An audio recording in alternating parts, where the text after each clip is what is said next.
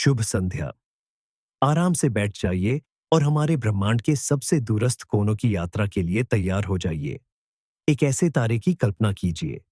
यह इतनी दूर है कि इसका प्रकाश हम तक पहुंचने में लगभग 1,500 साल लेता है। लाखों अन्य तारों की तरह इसे भी एक समान अनुमानित रोशनी बिखेरनी चाहिए, लेकिन यह तारा अलग व्यवहार करता है। ये गायब हो जाता है। इसकी चमक अचानक, अराजक ढंग से और भारी मात्रा में गिरती है, मानो कोई विशाल और काली चीज इसे समय समय पर हमसे ढक लेती हो। यह क्या है? डेटा की कोई गलती, कोई अज्ञात प्राकृतिक घटना, या कुछ कृत्रिम? आज हम उस तारे की ओर चलेंगे जिसे कि IC 846285 के नाम से जाना जाता है, पर ज्यादातर लोग इसे टैबी का तारा, टैबीज स्टार कहते हैं। मैं आपसे वादा करता हूं कि इस चर्चा के अंत तक आप समझ जाएंगे कि प्रकाश के इस दूरस्थ बिंदु ने पूरे वैज्ञानिक समुदाय को क्यों हैरान कर दिया और क्यों वे गंभीरता से परख रही मेगा स्ट्रक्चर की संभावना पर बहस करने लगे। ये कहानी विज्ञान फंतासी जैसी लगती है, लेकिन ये वास्तव में अभी हो रही है। आइए 21वीं सदी की इस सबसे बड़ी पहेली को समझते हैं। इस पूरी अजीबोगरीब घटना को समझने के लिए हमें 2009 में एक कदम पीछे जाना होगा। यह वह समय था जब नासा ने अंतरिक्ष दूरबीन केपलर लॉन्च किया था। इसका मिशन सरल था, पर साथ ही अविश्वसनीय रूप से महत्वाकांक्षी भी। बाह्य ग्रहों, एक्सोप्लैनेट्स की खोज करना, यानी हमारे सौर मंडल के बाहर के ग्रहों की। केपलर इन ग्रहों को सीधे नहीं देख सकता था। इसके बजाय इसने पारगमन विधि, ट्रांसिट मेथड का इस्तेमाल किया। कल्पना कीजिए कि आप एक बल्ब को देख रहे हैं। यदि उसके सामने से कोई छोटी मक्खी गुजरती है, तो बल्ब की रोशनी एक पल के लिए थोड़ी सी धीमी हो जाएगी। केपलर ने ठीक यही काम किया, लेकिन एक साथ लाखों तारों के साथ। यह वर्षों तक हंस नक्षत्र, सिग्नस कॉन्स्टेलेशन के एक ही हिस्से को लगातार देखता रहा। तारों की चमक में होने वाले छोटे से छोटे उतार चढ़ाव को मापता रहा। जब कोई ग्रह अपने तारे के सामने से गुजरता है, तो वह उसके प्रकाश के एक छोटे से हिस्से को रोक देता है और दूरबीन इस आवधिक अनुमानित गिरावट को दर्ज कर लेता है। इसी तरह हजारों नई दुनियाएं खोजी गईं। लेकिन केपलर ने इतना डेटा जमा कर लिया कि वैज्ञानिक उसे संसाधित नहीं कर पा रहे थे। इसलिए प्लैनेट हंटर्स, ग्रहों के शिकारी नामक एक नागरिक विज्ञान परियोजना शुरू की गई। कोई भी इच्छुक व्यक्ति वेबसाइट पर जा सकता था, तारों की चमक के ग्राफ, जिन्हें प्रकाश वक्र, लाइट कर्व्स कहा जाता है, देख सकता था और उन गिरावटों को खोजने में मदद कर सकता था जो ग्रहों की उपस्थिति का संकेत दे सकती थीं। और फिर सैकड़ों हजारों सामान्य नीरस ग्राफों के बीच स्वयंसेवकों को कुछ ऐसा मिला जो असंभव था। एक ऐसा तारा जिसका चमक का ग्राफ पहले कभी देखी गई किसी भी चीज से मेल नहीं खाता था।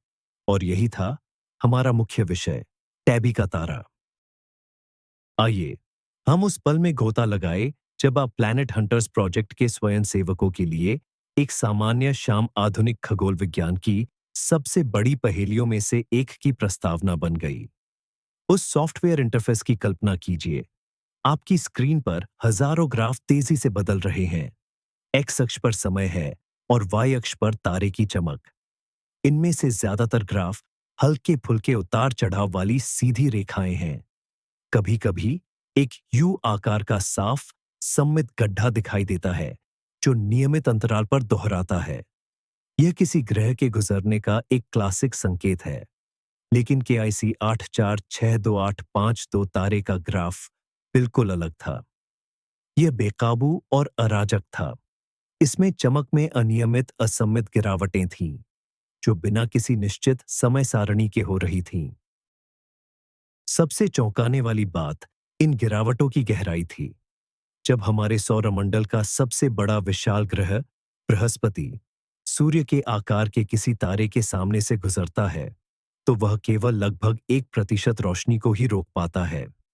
यह गिरावट मुश्किल से ध्यान देने योग्य होती है, लेकिन टैबी के तारे में चमक 15% तक और एक मामले में तो 22% तक गिर गई थी। आपको इसका अंदाजा हो, इसलिए बता दें, सूर्य जैसे किसी तारे की 22% रोशनी को रोकने के लिए उस वस्तु का क्षेत्रफल बृहस्पति से 1000 गुना बड़ा होना चाहिए। यह कोई ग्रह नहीं हो सकता था और ये कोई साथी तारा भी नहीं हो सकता था, क्योंकि उसे दूसरे तरीकों से आसानी से खोजा जा सकता था। स्वयंसेवकों ने इस अजीब वस्तु पर फोरम पर चर्चा शुरू कर दी, जिससे पेशेवर खगोलविदों का ध्यान इस ओर गया। उनमें से एक येल विश्वविद्यालय की पोस्ट डॉक्टरल शोधकर्ता ताबेता बोयाजियान भी थीं। बाद में इसी कारण इस तारे का नाम उन्हीं के सम्मान में टैबी का तारा रखा गया। शुरू में कई अन्य लोगों की तरह वह भी संदेह में थी। उन्हें लगा कि यह डेटा की कोई गलती हो सकती है या उपकरण में कोई गड़बड़ी। केपलर टेलीस्कोप एक बेहद जटिल उपकरण है और इसमें खराबियां आना आम बात है। लेकिन सभी डेटा की गहन जांच, कैलिब्रेशन को दोबारा चेक करने और टेलीस्कोप के कामकाज का विश्लेषण करने के बाद निष्कर्ष एक ही निकला। डेटा सही था। तारा वास्तव में इतना अजीब व्यवहार कर रहा था। ये कोई गलती नहीं थी, ये वास्तविकता थी। और ये वास्तविकता किसी भी ज्ञात खगोल भौतिकी मॉडल में फिट नहीं बैठ रही थी। वैज्ञानिक समुदाय एक चौराहे पर खड़ा था। कोई विशाल, गहरा और अनियमित आकार का पिंड उस दूर के तारे के चारों ओर घूम रहा था और किसी को जरा भी अंदाजा नहीं था कि यह क्या हो सकता है। यह एक लंबी और रोमांचक जांच की शुरुआत थी। डेटा की पुष्टि होने का शुरुआती झटका जब खत्म हुआ, तो वैज्ञानिकों ने तुरंत संभावित प्राकृतिक कारणों पर विचार करना शुरू कर दिया। सबसे पहली और सहज व्याख्या जो सामने आई, वो थी प्रोटोप्लैनेटरी डिस्क की। शायद टैबी का तारा एक बहुत ही नया तारा था, जो अभी भी गैस और धूल के उन अवशेषों से घिरा हुआ था जिनसे ग्रह बन रहे होते हैं। ऐसे डिस्क में पदार्थ के घने गुच्छे हो सकते हैं, जो परिक्रमा करते हुए तारे की चमक को कम कर सकते थे। यह परिकल्पना तार्किक लगती थी, लेकिन इसमें एक बड़ी खामी थी। धूल से घिरे युवा तारे इंफ्रारेड यानी अवरक्त रेंज में बहुत ज्यादा ऊर्जा उत्सर्जित करते हैं। ऐसा इसलिए होता है क्योंकि धूल तारे के प्रकाश को सोख लेती है, गर्म हो जाती है और फिर खुद लंबी तरंगों के रूप में प्रकाश बिखेरना शुरू कर देती है। यह ठीक वैसा ही है जैसे गर्मी के दिनों में गर्म डामर, असफॉल्ट। आप वह सूरज की रोशनी नहीं देख पाते जो डामर ने सोखी है, लेकिन आप उसकी गर्मी महसूस करते हैं। लेकिन जब खगोलविदों ने स्पिट्जर और वाइस जैसे इंफ्रारेड टेलीस्कोप टैबी के तारे की तरफ मोड़े, तो उन्हें कोई अतिरिक्त अवरक्त उत्सर्जन नहीं मिला। यह तारा इस रेंज में पूरी तरह से साफ था। इसका मतलब था कि उसके आसपास गर्म धूल की कोई महत्वपूर्ण मात्रा मौजूद नहीं थी। प्रोटोप्लैनेटरी डिस्क वाली परिकल्पना यहीं खारिज हो गई। ठीक है, अगर यह डिस्क नहीं है, तो क्या यह हाल ही में हुई किसी अंतरिक्षीय आपदा का परिणाम हो सकता है, जैसे दो ग्रहों की भीषण टक्कर? ऐसी घटना से मलबे और धूल का एक विशाल बादल कक्षा में फैल सकता था, जो तारे के प्रकाश को रोक रहा होगा। यह विचार भी बहुत आकर्षक लगा। यह अवरोधक सामग्री के बड़े आकार और उसकी अनियमित आकृति की व्याख्या कर सकता था। लेकिन यहां भी निराशा हाथ लगी। गणनाओं के अनुसार ऐसा मलबे का बादल लंबे समय तक स्थिर नहीं रह सकता। तारे का गुरुत्वाकर्षण और उसके प्रकाश का दबाव इसे तेजी से बिखेर देता। इसके अलावा ऐसी टक्कर से बनने वाली महीन धूल फिर से वही इंफ्रारेड अधिकता पैदा करती, जिसे हम देख नहीं रहे थे। केपलर की 4 साल तक चली लंबी निगरानी की व्याख्या करने के लिए हमें किसी अविश्वसनीय रूप से विशाल और हालिया टक्कर की आवश्यकता होती, जिसके निशान साफ दिखाई देते। लेकिन वे निशान मौजूद नहीं थे। हर साधारण प्राकृतिक कारण खोजने का प्रयास प्रेक्षित डेटा के साथ अपरिहार्य विरोधाभासों से टकरा रहा था। रहस्य गहराता जा रहा था। तारे के चारों ओर घूम रहा पदार्थ ठंडा था, जिसने अधिकांश धूल परिदृश्यों को खारिज कर दिया, और साथ ही वह एक विशाल क्षेत्र को घेरे हुए था। वैज्ञानिकों के पास अब विकल्प खत्म हो रहे थे, और ठीक इसी क्षण सबसे साहसी और उत्तेजक परिकल्पना ने मंच पर प्रवेश किया। जब स्टैंडर्ड एस्ट्रोफिजिक्स मॉडल काम नहीं करते, तो लीक से हटकर सोचना जरूरी हो जाता है। पेंसिल्वेनिया स्टेट यूनिवर्सिटी के खगोल शास्त्री जेसन राइट ने ठीक यही किया। वह और उनके सहकर्मियों ने केपलर मिशन के डेटा को एक बिल्कुल अलग उद्देश्य से देखा। वे टेक्नोसिग्नेचर की तलाश कर रहे थे, यानी बाह्य अंतरिक्ष की सभ्यताओं की गतिविधियों के निशान। और जब उन्होंने टैबी के तारे, टैबीज स्टार की लाइट कर्व देखी, तो उन्हें लगा कि यह चौंकाने वाली हद तक वैसा ही है जैसा किसी एलियन मेगास्ट्रक्चर से उम्मीद की जा सकती है। इस तरह इस तारे से जुड़ा सबसे मशहूर सिद्धांत पैदा हुआ। इस सिद्धांत का आधार यह है कि एक अत्यंत विकसित सभ्यता, हाईली एडवांस्ड सिविलाइजेशन, एक निश्चित तकनीकी स्तर पर पहुंचने के बाद ऊर्जा संकट का सामना करेगी। उनकी ऊर्जा की जरूरतें तेजी से बढ़ेंगी और उनके ग्रह ग्रह की ऊर्जा पर्याप्त नहीं रहेगी। ऐसे में सबसे तार्किक कदम होगा अपने तारे की ऊर्जा का सीधे उपयोग करना। 20वीं सदी के 60 के दशक में भौतिक विज्ञानी फरीमैन डायसन ने सुझाव दिया था कि ऐसी सभ्यता अपने तारे के चारों ओर एक विशाल ढांचा बना सकती है जो उसकी अधिकांश ऊर्जा को सोख ले। यह या तो डायसन स्फीयर नामक एक ठोस गोला हो सकता है, या इंजीनियरिंग के दृष्टिकोण से अधिक यथार्थवादी अलग अलग उपग्रहों और संग्राहकों की एक विशाल संख्या हो सकती है जो विभिन्न कक्षाओं में घूम रहे हों, जिसे डायसन स्वॉर्म कहा जाता है।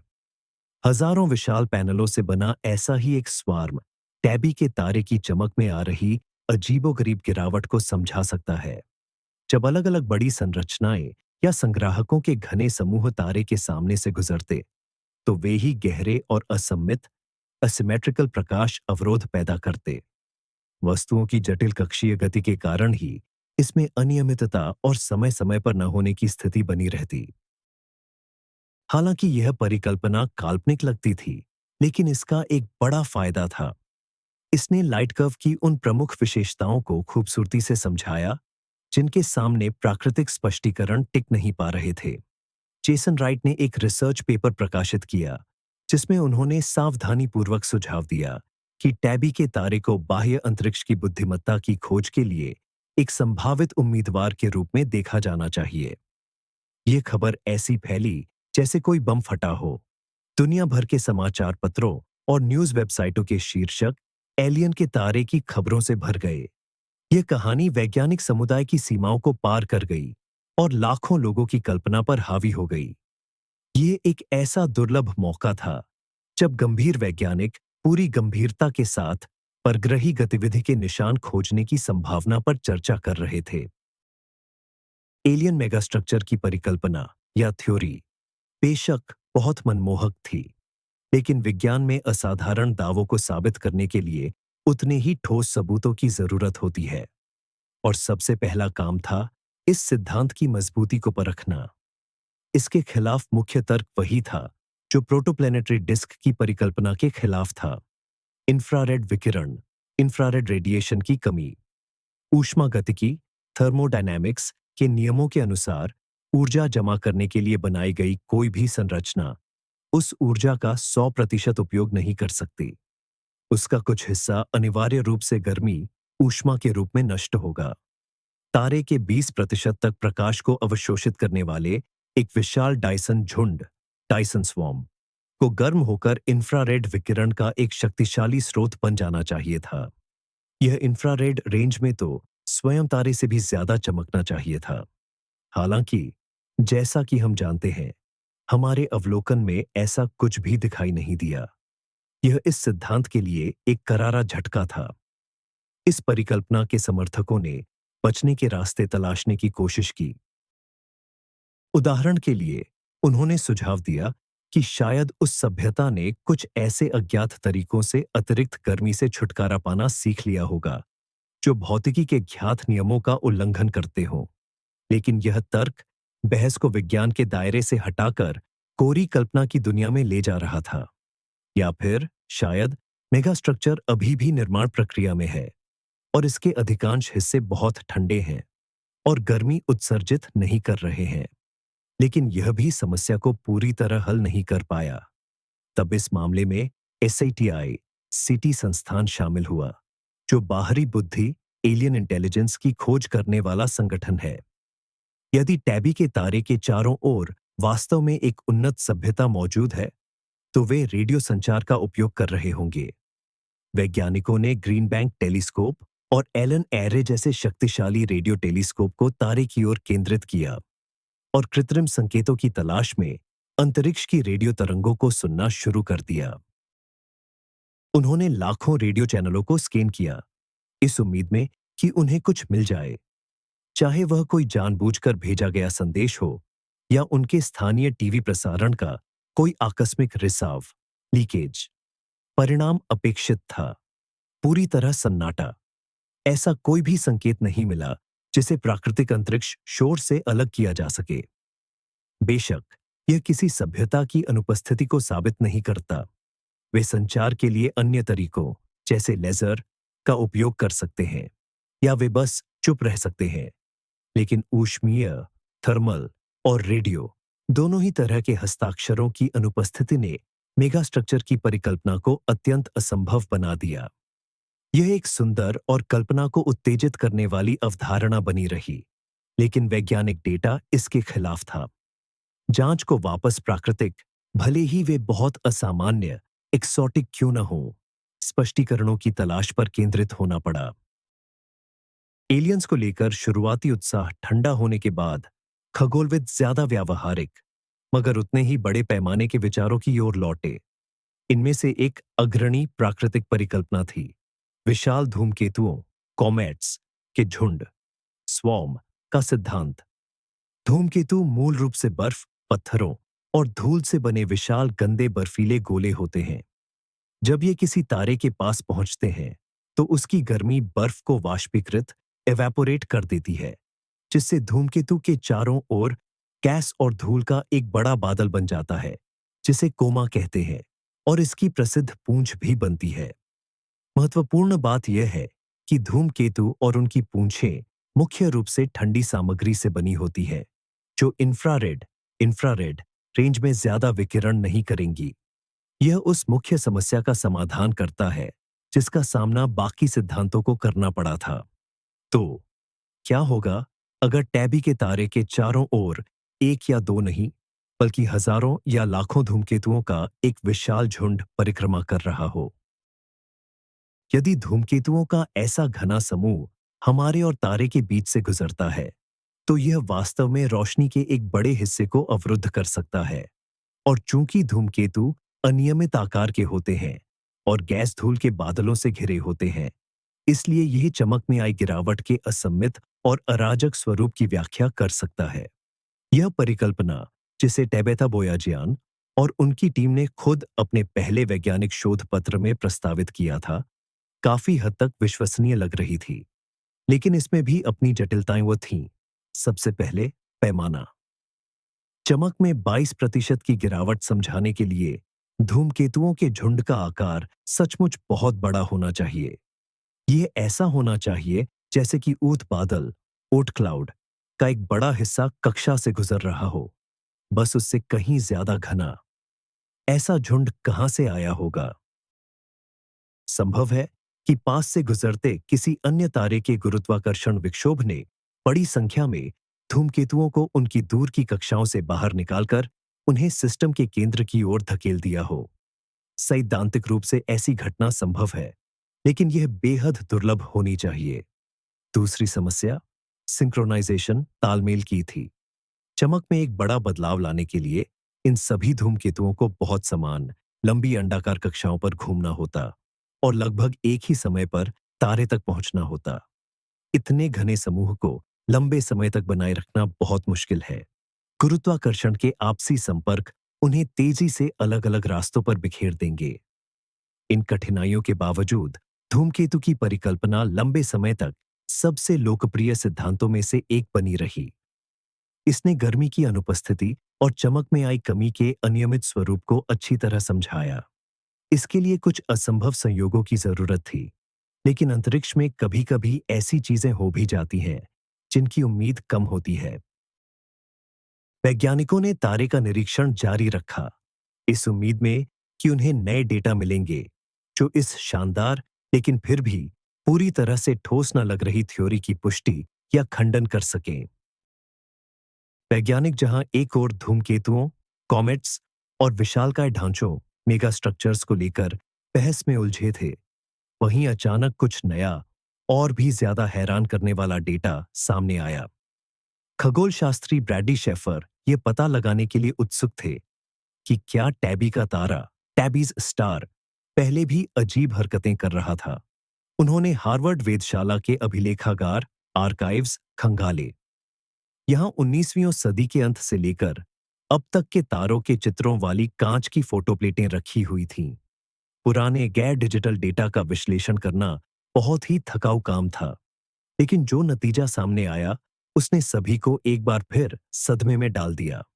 विश्लेषण से पता चला कि पिछले 100 सालों में 1890 से लेकर 1989 तक टैबी के तारे की चमक लगातार और धीरे-धीरे कम हो रही थी। कुल मिलाकर इसकी चमक में लगभग 20% की गिरावट आई थी। यह एक पूरी तरह से नई बात थी। एक तरफ केपलर द्वारा दर्ज किए गए चमक के छोटे, अचानक और तीव्र उतार चढ़ाव थे, और दूसरी तरफ यह धीमा, सदियों पुराना धुंधलापन। इस खोज ने लगभग सभी मौजूदा सिद्धांतों पर गंभीर सवाल खड़े कर दिए। धूमकेतुओं का एक विशाल झुंड इस तरह के दीर्घकालिक और क्रमिक परिवर्तन की व्याख्या नहीं कर सकता था। धूमकेतु या तो तारे के पास से गुजरते या उस पर गिर जाते, लेकिन वे 100 सालों तक कक्षा में लटके रहकर धीरे धीरे तारे की रोशनी को ब्लॉक नहीं कर सकते थे। ग्रहों के टकराने की परिकल्पना भी काम नहीं आई। मलबे का बादल इतने समय में कब का बिखर चुका होता। यहां तक कि एलियन मेगास्ट्रक्चर, विशालकाय एलियन ढांचा वाली थ्योरी भी मुश्किल में पड़ गई। इसके लिए यह मानना पड़ता कि किसी सभ्यता ने 100 साल पहले बड़े पैमाने पर निर्माण शुरू किया, और हम देख रहे हैं कि वे धीरे धीरे नए पैनल लगाकर अपने तारे को ढक रहे हैं। ये महज एक संयोग जैसा लग रहा था। शेफर के इस काम ने वैज्ञानिक समुदाय में तीखी बहस छेड़ दी।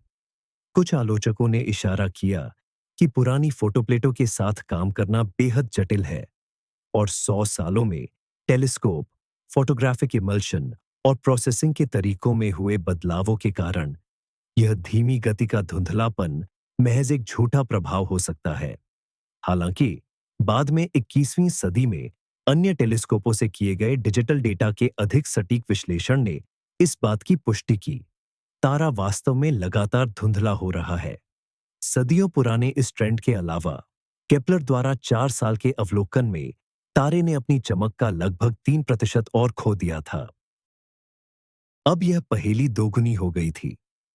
हमारे पास अब चमक में होने वाले तेजी से गहरे और अराजक, अव्यवस्थित उतार चढ़ाव भी हैं, और हमारे पास कम से कम 1 सदी से चमक में हो रही यह धीमी, लगभग सीधी रेखा वाली गिरावट भी है।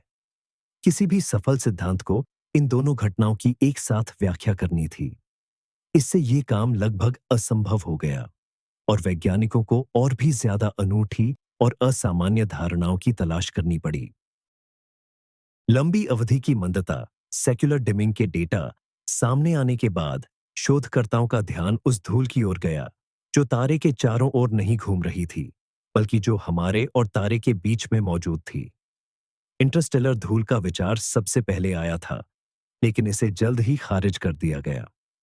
वजह, एक साधारण अंतरतारकीय धूल का बादल उन तेज और अचानक गिरावटों, टाइप्स को नहीं समझा सकता था जिन्हें केपलर ने रिकॉर्ड किया था। ऐसा बादल विशाल और विरल फैला हुआ होता। तारे के सामने से गुजरने पर यह चमक में बहुत धीमी और चिकनी, स्मूथ कमी लाता। हालांकि नए डेटा ने शोधकर्ताओं को इस विचार पर वापस आने और इसे नए सिरे से सोचने पर मजबूर कर दिया। क्या होगा अगर यह धूल सामान्य न हो? क्या होगा अगर इसकी कोई जटिल, गांठदार, लंपी संरचना हो? इसे एक समान कोहरे, फॉग के बजाय स्विस चीज या स्पंज जैसा मानिए, जिसमें घने गुच्छे, क्लम्प्स और खाली जगहें, वॉइड्स मौजूद हों। यदि ऐसा विषम, नॉन यूनिफॉर्म बादल हमारे और टैबी के तारे के बीच अंतरिक्ष में बह रहा हो, तो इसकी गति दोनों प्रकार की मंदताओं को समझा सकती है। चमक में धीमी लंबी अवधि की गिरावट इसलिए होती है क्योंकि हमारा पूरा सौरमंडल और टैबी का तारा धीरे धीरे इस बादल के एक सघन डेंसर हिस्से में प्रवेश कर रहे हैं और तेज अचानक गिरावटें इस बादल के भीतर मौजूद अलग अलग बहुत घने और कॉम्पैक्ट गुच्छों के तारे के सामने से गुजरने का परिणाम है। गांठदार अंतरतारकीय धूल model, lumpy Interstellar dust model के रूप में जानी जाने वाली इस परिकल्पना ने कई समस्याओं को बड़े ही सहज ढंग से हल किया। इसके लिए तारे के चारों ओर किसी भी सामग्री मटेरियल की आवश्यकता नहीं थी, जिसने इंफ्रारेड विकिरण इंफ्रारेड रेडिएशन की अनुपस्थिति के सवाल को खत्म कर दिया। अंतरतारकीय अंतरिक्ष में धूल बहुत ठंडी होती है। यह लंबी अवधि के रुझान ट्रेंड और कम अवधि की घटनाओं दोनों की व्याख्या भी कर सकती थी, लेकिन बाकी सभी सिद्धांतों की तरह इसमें भी कुछ कमजोरियां थीं। पहला, हमें बहुत भाग्यशाली होना पड़ता कि हमारी दृष्टि की रेखा लाइन ऑफ साइट में ठीक इसी तारे की ओर धूल का ऐसा असामान्य और जटिल संरचना वाला बादल मौजूद हो। दूसरा, अवलोकन ऑब्जर्वेशन किए गए पैटर्न से मेल खाने के लिए उस बादल की गति बहुत सटीक रूप से निर्धारित ट्यून्ड होनी चाहिए थी। तीसरा, स्वयं धूल की प्रकृति पर सवाल बना रहा। सामान्य अंतरतारकीय धूल बहुत महीन कणों से बनी होती है, लगभग धुएं के कणों के आकार की। ऐसी धूल लाल की तुलना में नीली रोशनी को अधिक अवशोषित अब्जॉर्ब और बिखेरती स्कैटर है। इसका मतलब है कि जैसे जैसे तारा मंद होता, उसे और अधिक लाल दिखना चाहिए था। इस घटना को अंतरतारकीय लालिमा इंटरस्टेलर रेडनिंग कहा जाता है, जिससे खगोलविद भली भांति परिचित हैं। टैबी के तारे के रंग का शुरुआती विश्लेषण कोई स्पष्ट जवाब नहीं दे रहा था, जिसने इस परिकल्पना को अधर में लटका दिया। यह सर्वश्रेष्ठ उम्मीदवारों में से एक थी, लेकिन इसमें अभी भी निर्णायक सबूत की कमी थी। जहां एक ओर वैज्ञानिक सिद्धांत गढ़ने में सिर खपा रहे थे, वहीं दूसरी ओर पर्यवेक्षक चुप नहीं बैठे थे। केपलर मिशन समाप्त होने के बाद टैबी का तारा उसकी दूरबीन की पहुंच से बाहर हो गया था। एक ऐसा शांति का द्वार शुरू हुआ जिसने खगोलविदों को बहुत चिंतित कर दिया। उन्हें डर था कि कहीं सबसे दिलचस्प घटनाएं पहले ही तो नहीं हो चुकी हैं। कहीं हमने इस रहस्य को सुलझाने का अवसर गंवा तो नहीं दिया। तबेता बोयाज्ञान और उनके सहयोगियों ने समझा कि इस तारे को अपनी नजरों से ओझल होने देना ठीक नहीं है। उन्होंने जमीनी दूरबीनों के माध्यम से तारे की निरंतर निगरानी के लिए धन जुटाने हेतु क्राउड फंडिंग प्लेटफॉर्म किकस्टार्टर पर एक अभियान शुरू किया। इस अभियान को आश्चर्यजनक सफलता मिली और उन्होंने $1 लाख से अधिक राशि जुटाई। इसने उन्हें लास कुम्ब्रेस ऑब्जर्वेटरी लास कम्ब्रेस ऑब्जर्वेटोरी के वैश्विक दूरबीन नेटवर्क पर समय आरक्षित करने की अनुमति दे दी। अब जब भी तारा दोबारा धुंधला पड़ना शुरू होता, दुनिया भर के खगोलविद तुरंत अपने उपकरण इस पर केंद्रित करने और घटना को विस्तार से समझने के लिए तैयार थे, और उनका इंतजार रंग लाया। मई 2017 में लगभग 2 साल के अंतराल के बाद टैबी का तारा फिर से टिमटिमाना शुरू हो गया। चमक में एक नया बहुप्रतीक्षित उतार देखा गया। खगोलविदों ने इस घटना को एलसी नाम दिया, जो लाइट कर्व यानी प्रकाश वक्र के संक्षिप्त नाम एलसी के सम्मान में रखा गया था। पहली बार वैज्ञानिकों के पास आधुनिक खगोल विज्ञान के संपूर्ण साधनों का उपयोग करके वास्तविक समय में इस धुंधलाहट को देखने का अवसर था। दुनिया भर की दूरबीनों को हंस नक्षत्र साइग्नस कॉन्स्टलेशन के एक ही बिंदु पर केंद्रित किया गया था। वैज्ञानिकों ने न केवल तारे की कुल चमक मापी, बल्कि विभिन्न रंग फिल्टरों नीले, लाल और इंफ्रारेड में भी उसकी चमक का आकलन किया, और इन अवलोकनों से कुछ महत्वपूर्ण परिणाम सामने आए। यह स्पष्ट रूप से स्थापित हो गया कि तारा सभी रंगों में एक समान रूप से धुंधला नहीं हो रहा था। नीली रोशनी लाल की तुलना में काफी अधिक रोकी जा रही थी, यानी ग्रहण के दौरान तारा वास्तव में लाल होता जा रहा था। जैसा कि हम पहले ही चर्चा कर चुके हैं, यह प्रभाव धूल डस्ट का एक शास्त्रीय लक्षण है। यह एक अत्यंत महत्वपूर्ण खोज थी, जिसने लगभग पूरी तरह से किसी भी एलियन मेगास्ट्रक्चर की परिकल्पना को खारिज कर दिया। कोई भी ठोस अपारदर्शी वस्तु, चाहे वह सौर पैनल हो या अंतरिक्ष यान, सभी रंगों को समान रूप से बाधित करती। मुख्य रूप से पानी की बर्फ से बने धूमकेतु, कॉमेट्स भी इतना मजबूत रंग प्रभाव उत्पन्न नहीं कर सकते थे। डेटा स्पष्ट रूप से इंगित करता था कि इसका कर्ता धर्ता धूल का एक बादल था, जिसमें माइक्रोन से भी छोटे कण थे। यह एक बहुत बड़ी छलांग थी। रहस्य अभी सुलझा नहीं था, लेकिन संदिग्धों का दायरा काफी सिकुड़ गया था। अब मुख्य प्रश्न यह नहीं था कि यह क्या है, बल्कि यह था कि ये धूल कहां से आई और ये इतना अजीब व्यवहार क्यों कर रही है। तो हमें पता है कि यह धूल है, पर यह कौन सी धूल है और कहां से आई? तारे के ग्रहण के दौरान उसके लाल हो जाने यानी रेडनिंग के नए डेटा ने वैज्ञानिकों को न केवल इस वस्तु की धूल भरी प्रकृति की पुष्टि करने दी, बल्कि इस पर कुछ ठोस सीमाएं भी लगा दी। यह तथ्य कि नीली रोशनी लाल रोशनी की तुलना में अधिक तीव्रता से रुक रही थी, यह दर्शाता है कि धूल के कण बहुत छोटे होने चाहिए, व्यास डायमीटर में 1 माइक्रोन से भी कम। यह रेत के कणों की तुलना में बहुत छोटे होते हैं। इनकी प्रकृति धुएं या कालिक के कणों जैसी अधिक है। इसके अतिरिक्त एलसी घटना और बाद के ग्रहणों के दौरान प्रकाश वक्र लाइट कर्व के विश्लेषण से पता चला कि धूल का यह बादल घना सॉलिड नहीं है। इसकी संरचना जटिल और तंतुमय फिलामेंट्री है। इससे यह विचार पुख्ता हुआ कि यह अवरोधक सामग्री गुच्छेदार क्लम्पी प्रकृति की है। अब हमारे सामने एक स्पष्ट तस्वीर उभरती है।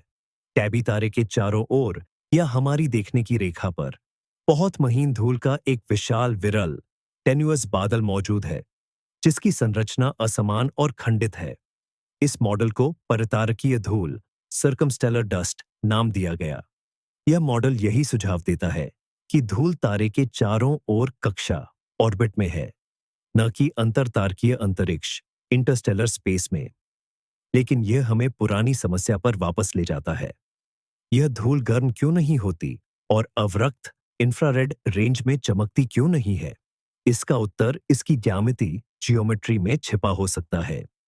यदि धूल एक वृत्ताकार सर्कुलर कक्षा के बजाय एक अत्यधिक दीर्घवृत्ताकार एलिप्टिकल कक्षा में घूम रही है, तो वह अपना अधिकांश समय तारे से बहुत दूर ठंडी जगह पर बिताती है, और यह केवल थोड़े समय के लिए ही तारे के करीब आती है, जिससे ग्रहण होता है और फिर से ब्रह्मांड की ठंडी गहराइयों में चली जाती है। तारे के पास रहने के उस छोटे से समय में वे पर्याप्त रूप से गर्म नहीं हो पाती है। विलक्षण कक्षा में धूल dust on an eccentric orbit का यह मॉडल अब प्रमुख सिद्धांतों में से एक बन गया है। यह ग्रहण की प्रकृति, धूल, उनकी अनियमितता, दीर्घवृत्ताकार कक्षा और तापीय विकिरण थर्मल रेडिएशन की अनुपस्थिति, क्योंकि धूल ज्यादातर समय ठंडी रहती है, तीनों की व्याख्या करता है। लेकिन यह एक मुख्य प्रश्न अनुत्तरित छोड़ देता है। आखिर यह धूल आई कहां से? क्या चीज इतने विशाल बादल का निर्माण कर सकती थी और उसे ऐसी अजीब कक्षा में धकेल सकती थी? संभावित परिदृश्यों में तारे के ज्वारीय बलों टाइडल फोर्सेस द्वारा किसी ग्रह या क्षुद्र ग्रहों के समूह का टूटना, या इस प्रणाली में दो खगोलीय पिंडों के बीच टकराव के परिणाम शामिल हैं। हालांकि इनमें से कोई भी परिदृश्य सदी भर से चली आ रही चमक में मंदी, सेक्युलर फेडिंग सहित सभी प्रेक्षित विवरणों की पूरी तरह से व्याख्या नहीं कर सकता है। टैबी तारे का रहस्य अब बदल गया है। यह क्या है के सवाल से यह अब इस धूल का स्रोत क्या है के सवाल में परिवर्तित हो गया है, और यह सवाल भी उतना ही जटिल साबित हुआ है। आइए हम उस रहस्यमय धूल के स्रोत को समझाने वाले एक बेहद दिलचस्प परिदृश्य पर गहराई से नजर डालें। बाह्य धूमकेतुओं एक्सोकॉमेट्स का विघटन। हमने धूमकेतुओं के झुंड की परिकल्पना पर बात की थी, लेकिन वह पैमाना फिट नहीं बैठता। लेकिन क्या होगा अगर यह केवल एक झुंड नहीं है, बल्कि एक या एक से अधिक विशाल धूमकेतुओं के अवशेष हैं, जो तारे के बहुत करीब आ गए और उसके गुरुत्वाकर्षण बल से टुकड़े टुकड़े हो गए? इस घटना को ज्वारीय विघटन, टाइडल डिसरप्शन कहा जाता है और खगोलविद इससे अच्छी तरह परिचित है। हमने इसे अपने सौरमंडल में भी देखा है, जब 1992 में शूमेकर लेवी 9 धूमकेतु को बृहस्पति के गुरुत्वाकर्षण ने फाड़ दिया था और उसके मलबे बाद में उस विशाल ग्रह से टकरा गए थे। यदि टैबी के तारे के पास ऐसी ही कोई घटना हुई है, तो इससे मलबे, बर्फ और धूल का एक लंबा बादल बन सकता है, जो एक अत्यंत विलक्षण कक्षा, एक्सेंट्रिक ऑर्बिट में घूम रहा होगा। जब यह बादल तारे के सामने से गुजरता है, तो यह हमें दिखाई देने वाले धुंधलापन का कारण बन सकता है। इस मॉडल के कई फायदे हैं। पहला, यह सामग्री की लंबी फैली हुई कक्षा की व्याख्या करता है, जो अवरक्त विकिरण, इंफ्रारेड रेडिएशन की कमी की समस्या को हल करता है।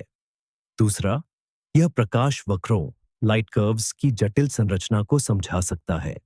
टूटे हुए धूमकेतु के अलग अलग टुकड़े अलग अलग तरीके से प्रकाश को रोकेंगे। तीसरा, यह बारीक धूल की उपस्थिति को समझाता है, जो तारे के प्रकाश के कारण बर्फ के वाष्पीकरण से बनती है। लेकिन इस परिकल्पना में भी कुछ लेकिन है। मुख्य समस्या है दीर्घकालिक, सदियों पुराना धुंधलापन। यह कल्पना करना कठिन है कि ज्वारीय विघटन की एक ही घटना से 100 वर्षों तक चमक में धीरे धीरे गिरावट कैसे आ सकती है। समय के साथ मलबे के बादल को या तो तारे पर गिर जाना चाहिए था, या सिस्टम से बाहर फेंक दिया जाना चाहिए था, या कक्षा में अधिक समान रूप से वितरित हो जाना चाहिए था, न कि लगातार अधिक से अधिक प्रकाश को रोकना चाहिए था। कुछ वैज्ञानिक सुझाव देते हैं कि हम शायद सिर्फ एक नहीं, बल्कि ऐसे कई विनाशों की एक पूरी श्रृंखला के परिणाम देख रहे हैं। या हो सकता है कि यह एक बहुत ही जटिल कैस्केडिंग प्रक्रिया, कैस्केडिंग प्रोसेस हो, जहां एक धूमकेतु के मलबे आपस में टकराकर धूल की नई लहरें पैदा कर रहे हैं।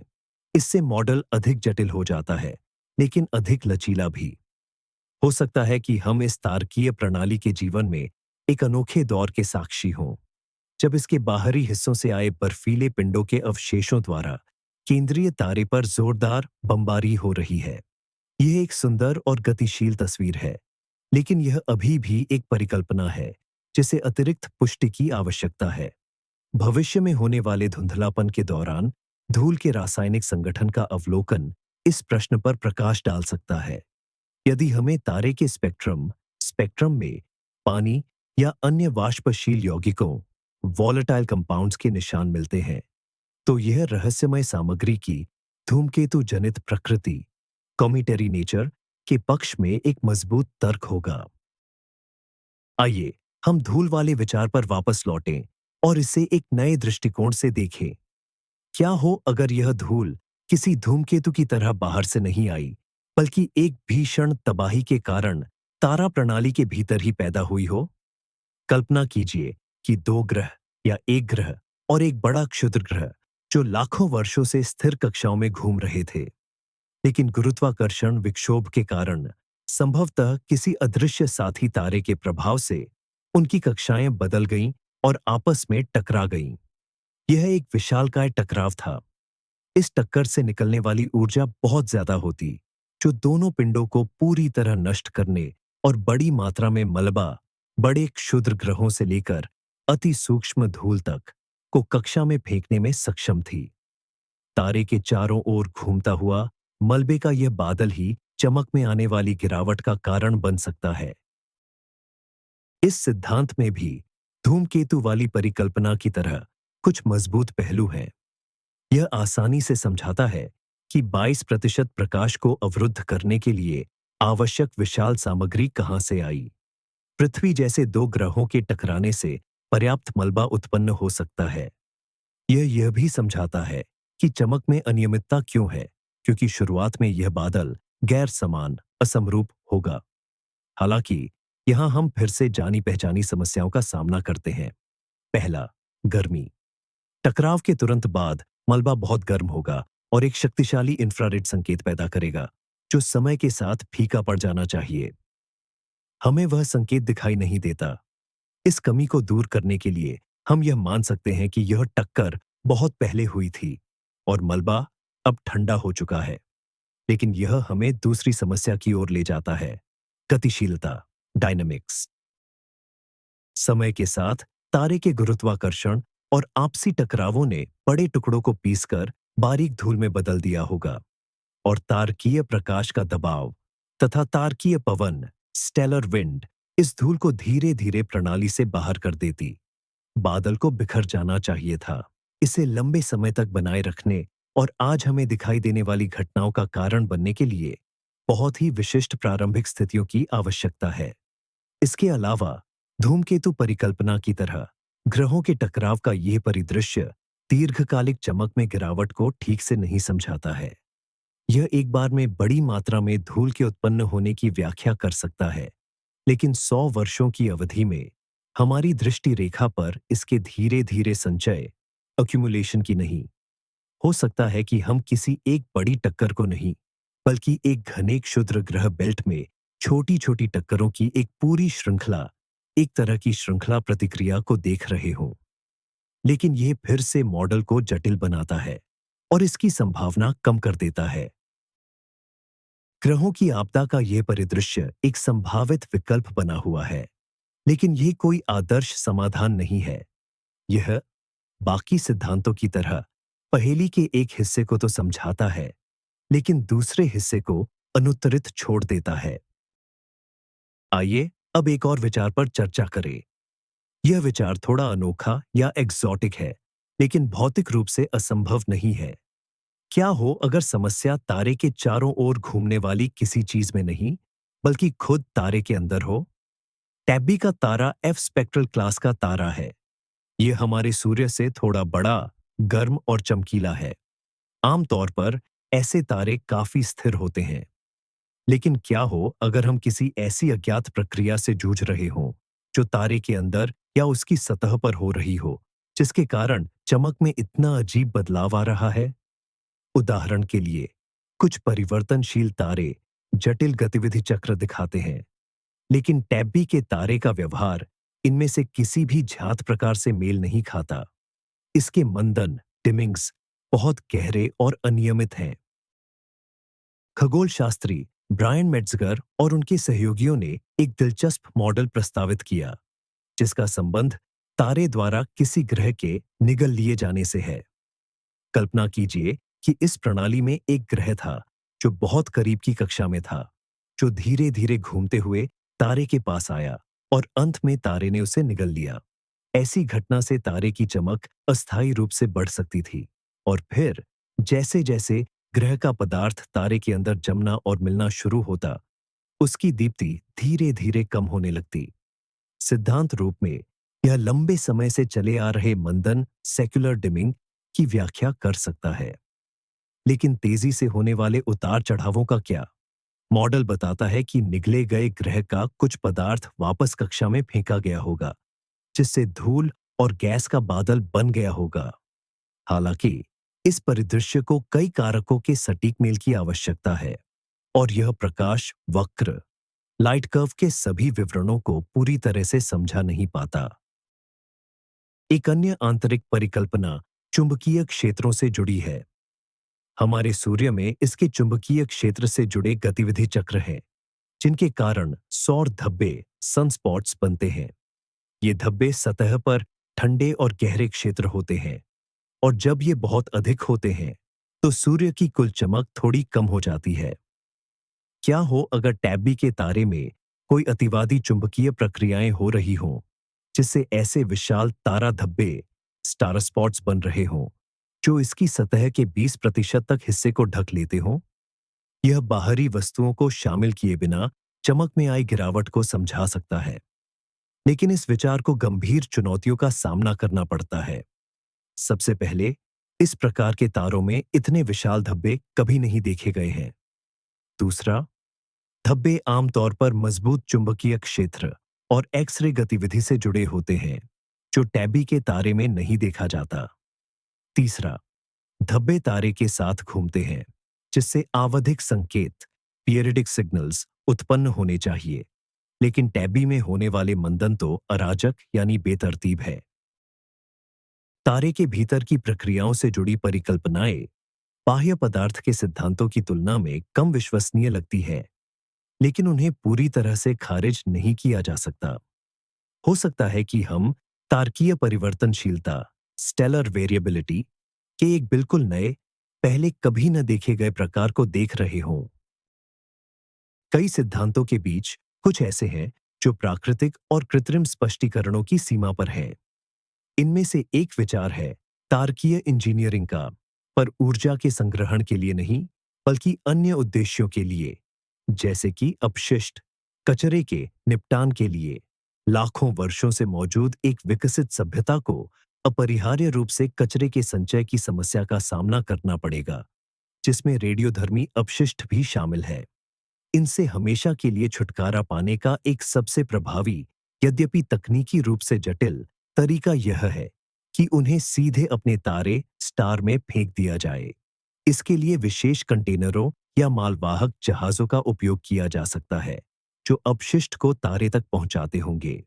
यदि ऐसी सभ्यता व्यवस्थित रूप से तारकीय अपशिष्ट निपटान का काम कर रही है, तो हम तारे के सामने से इन परिवहन प्रवाहों को गुजरते हुए देख सकते हैं।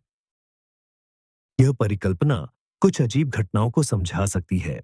उदाहरण के लिए, यदि कंटेनर जहाजों का आकार अलग-अलग है और वे अलग-अलग कक्षाओं स्लैश पथों पर उड़ रहे हैं, तो यह तारे की अनियमित और विभिन्न गहराई वाली मंदता, टिमिंग को समझा सकता है।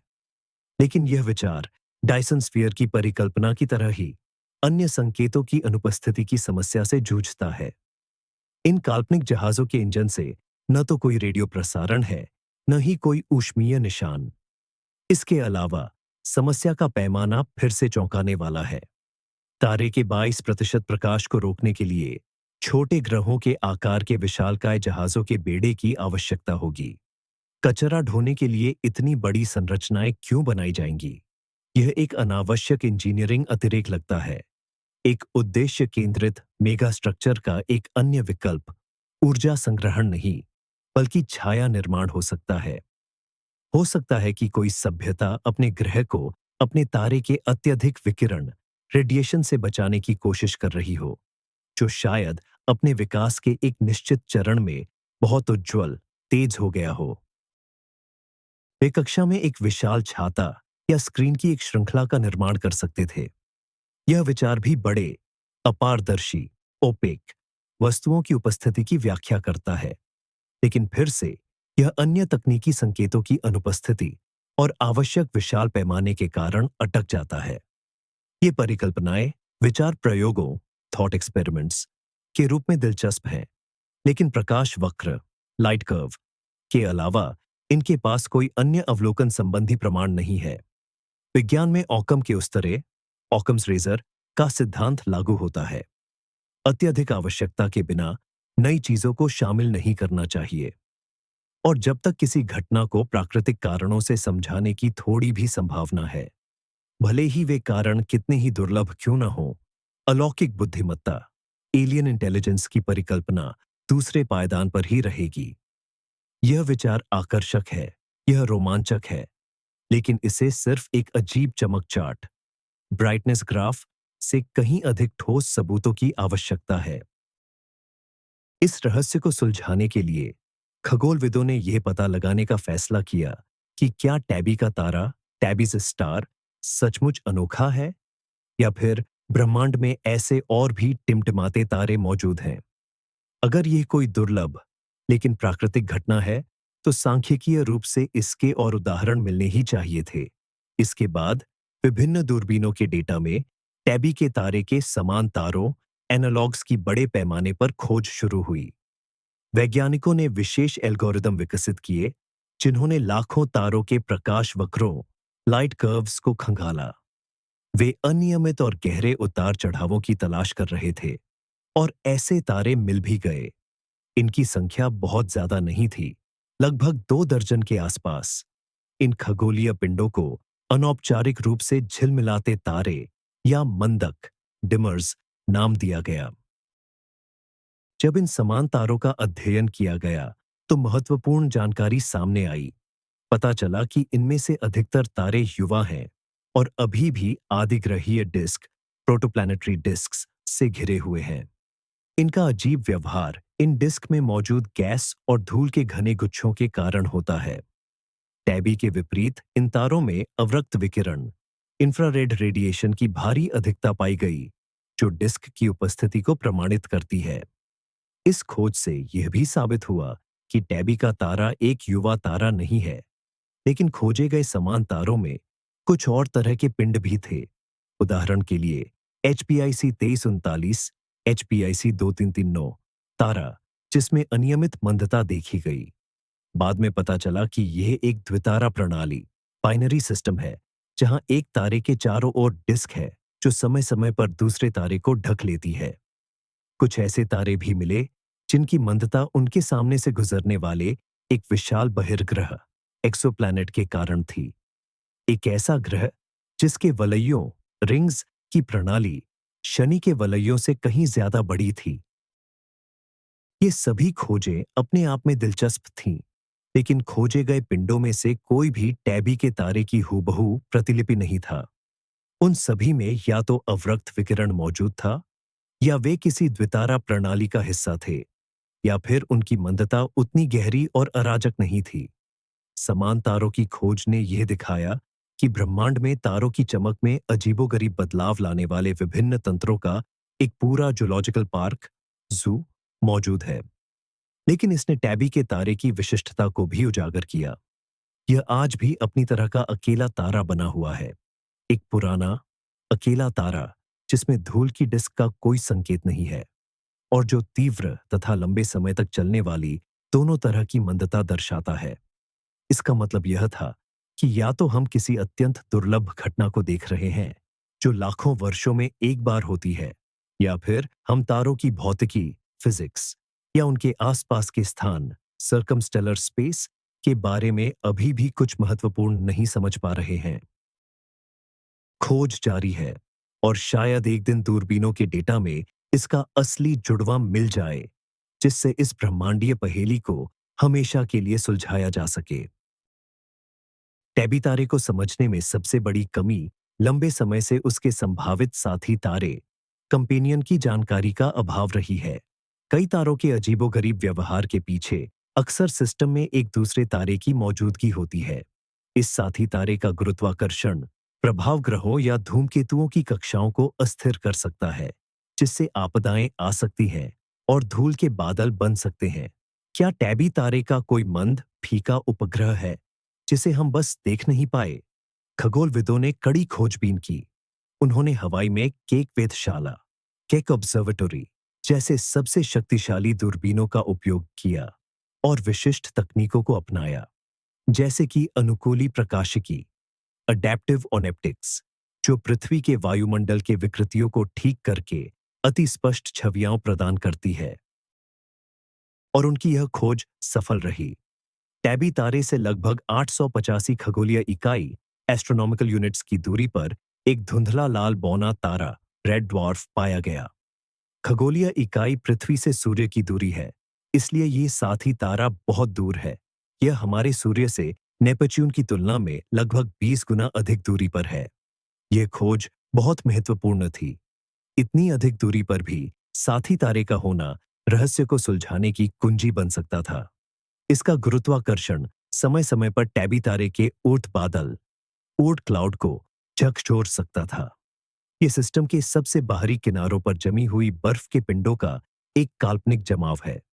इस तरह के झटके से धूमकेतुओं का एक पूरा प्रवाह केंद्रीय तारे की ओर आ सकता था, जिसने हमें फिर से धूमकेतु परिकल्पना की ओर मोड़ दिया। अब इस परिकल्पना के लिए एक ठोस भौतिक तंत्र, फिजिकल मैकेनिज्म, मौजूद था। हालांकि आगे के शोध ने इस उत्साह को थोड़ा कम कर दिया। पहला, तारों के बीच की दूरी बहुत ज्यादा है। लाल बौने तारे के गुरुत्वाकर्षण को टैबी सिस्टम के आंतरिक क्षेत्रों पर महत्वपूर्ण प्रभाव डालने के लिए उसकी कक्षा बहुत ही विशिष्ट होनी चाहिए। दूसरा, गणनाओं से पता चला कि भले ही यह साथी तारा ही धूमकेतु वर्षा का कारण हो, लेकिन ऐसी घटनाएं बहुत कम होनी चाहिए। दसियों या सैकड़ों हजारों वर्षों में एक बार। हमें अविश्वसनीय रूप से भाग्यशाली होना चाहिए था कि हम ठीक इसी क्षण को देख रहे हैं। इसके अलावा, जैसा कि हमें याद है, धूमकेतु परिकल्पना अभी भी दीर्घकालिक मंदन सेक्युलर डिमिंग की व्याख्या ठीक से नहीं करती है। इसलिए भले ही साथी तारे की खोज ने पूरी तस्वीर में एक महत्वपूर्ण विवरण जोड़ा हो, लेकिन यह जादुई हल, सिल्वर बुलेट, नहीं बना जिसने सभी समस्याओं का समाधान कर दिया हो। इसने एक परिदृश्य के लिए संभावित तंत्र प्रदान किया, लेकिन इसे एकमात्र सही परिदृश्य नहीं बनाया। रहस्य अभी भी बाकी है, लेकिन अब हम जानते हैं कि टैबी तारा आकाशगंगा में अपनी यात्रा में अकेला नहीं है और उसका दूर का साथी उन अजीब घटनाओं का परोक्ष दोषी हो सकता है जिन्हें हम देख रहे हैं। चलिए एक बार फिर उस सबसे पुख्ता तथ्य की तरफ चलते हैं जो हमें पता है। यह धुंधलापन पैदा करने वाला पदार्थ असल में धूल है। तारे पर पड़ने वाले रेडनिंग इफेक्ट यानी रक्तमा प्रभाव से इसकी पुष्टि होती है। पर क्या हो अगर यह धूल न तो धूमकेतुओं से आई हो और न ही ग्रहों की टक्कर से बनी हो। एक और कमजोर लेकिन संभव स्रोत है खुद वह तारा। कुछ तारे, खासकर जो अपने जीवन चक्र के आखिरी चरण में होते हैं, वे अपनी सतह से पदार्थ बाहर फेंकते हैं। लेकिन टैबी का तारा, टैबीज स्टार, हमारे सूर्य की तरह ही एक मुख्य अनुक्रम तारा है और उससे इस तरह के व्यवहार की उम्मीद नहीं की जाती। पर एक ज्यादा सूक्ष्म प्रक्रिया भी है। क्या हो अगर टैबी के तारे में एक शक्तिशाली चुंबकीय क्षेत्र, मैग्नेटिक फील्ड हो, जो गैस और धूल की उस डिस्क से प्रतिक्रिया कर रहा हो, जिसे हम सीधे नहीं देख पा रहे हैं। यह प्रतिक्रिया जटिल संरचनाएं, जिन्हें धूल के जाल, डस्ट ट्रैप्स कहा जाता है, बना सकती है। इन जालों में धूल के कण घने पिंडों के रूप में जमा हो सकते हैं। इस मॉडल का फायदा यह है कि यह धुंधलेपन की उस जटिल और बार बार होने वाली पर पूरी तरह से नियमित न होने वाली संरचना को समझा सकता है। हालांकि इस सिद्धांत को मानने के लिए हमें उस डिस्क की उपस्थिति माननी पड़ेगी जिसे हम इंफ्रारेड सीमा, अवरक्त क्षेत्र में देख ही नहीं पा रहे हैं। हो सकता है कि यह डिस्क बेहद ठंडी गैस की बनी हो और इसमें धूल लगभग न हो, सिवाय उन जालीनुमा क्षेत्रों के जहां वह इकट्ठा हो जाती है। एक और, इससे भी ज्यादा अटकलबाजी वाली परिकल्पना उन तथाकथित ताराहीन या अंतरिक्ष में मुक्त विचरण करने वाले ग्रहों से जुड़ी है। क्या हो अगर ऐसा कोई अनाथ ग्रह जो धूल और मलबे के घने बादल, शायद अपनी प्रणाली से बाहर निकाले जाने के बाद बचे अवशेष से घिरा हो, गलती से हमारे और टैबी के तारे के बीच से गुजर गया हो? निस्संदेह यह घटना अत्यंत दुर्लभ होगी। यह एक बार हुए लंबे और जटिल धुंधलेपन की व्याख्या कर सकती है, लेकिन यह सिद्धांत न तो केपलर द्वारा दर्ज किए गए बार बार होने वाले चमक के उतार चढ़ाव को समझाता है और न ही तारे की दीर्घकालिक चमक में आ रही गिरावट को। हर नई परिकल्पना एक समस्या सुलझाने की कोशिश करती है, लेकिन दूसरी नई समस्या खड़ी कर देती है। हो सकता है कि सही जवाब कोई एक सिद्धांत नहीं, बल्कि कई कारकों का मिश्रण हो। उदाहरण के लिए, हो सकता है कि एक साथी तारे की उपस्थिति ने धूमकेतुओं की बौछार पैदा की हो और ये धूमकेतु टूटकर धूल का एक बादल बना गए हों, जो बाद में तारे के चुंबकीय क्षेत्र के साथ प्रतिक्रिया करता हो। हालांकि इतनी जटिल कई घटकों वाली यह मॉडल ज्यादा बारीकियां समझा सकती है, पर इसकी जांच करना बेहद कठिन है। यह इतनी लचीली हो जाती है कि इसे किसी भी डेटा के हिसाब से फिट किया जा सकता है, जबकि विज्ञान हमेशा सरल और सुरुचिपूर्ण व्याख्याओं की ओर झुकाव रखता है। और टैबी के तारे के लिए हमें अभी तक ऐसा कोई साफ और सरल जवाब नहीं मिला है।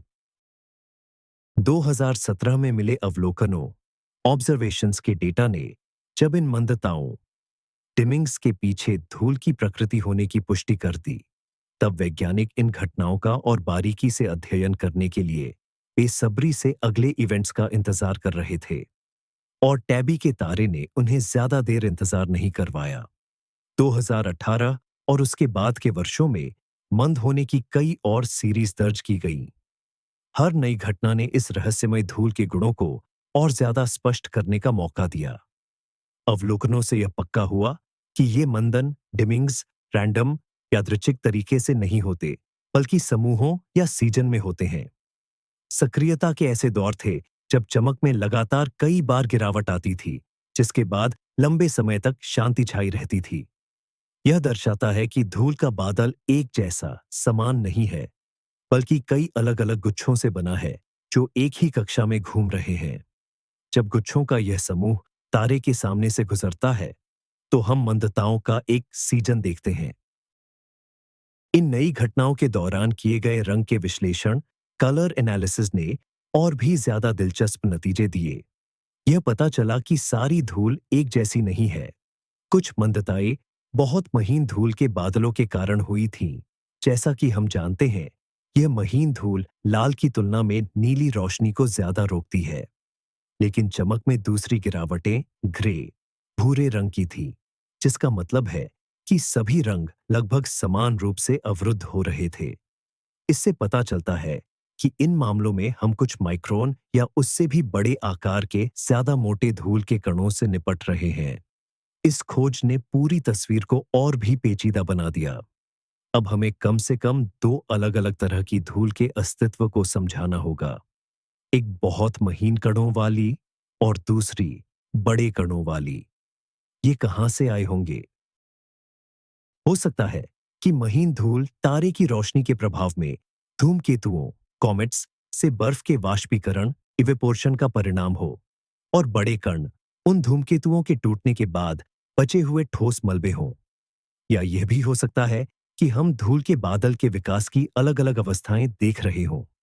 समय के साथ बड़े कण आपस में टकराते हैं, टूटते हैं और महीन धूल में बदल जाते हैं। इन नए डेटा ने शुद्ध धूमकेतु परिकल्पना को और भी ज्यादा मजबूत बना दिया है, क्योंकि यह अलग-अलग प्रकार के कणों के अस्तित्व को समझा सकती है। हालांकि सदियों पुरानी मंदता की समस्या अभी भी बनी हुई है। इनमें से किसी भी नए तथ्य ने इस सवाल का सीधा जवाब नहीं दिया कि आखिर यह तारा 100 साल से ज्यादा समय से धीरे-धीरे मंद क्यों पड़ रहा है। टैबी तारे का रहस्य एक प्याज की तरह है। जैसे ही हम एक परत हटाते हैं, हमें उसके नीचे अगली और भी ज्यादा जटिल परत मिलती है। हर नया अवलोकन एक सवाल का जवाब देते हुए हमारे सामने दो नए सवाल खड़े कर देता है।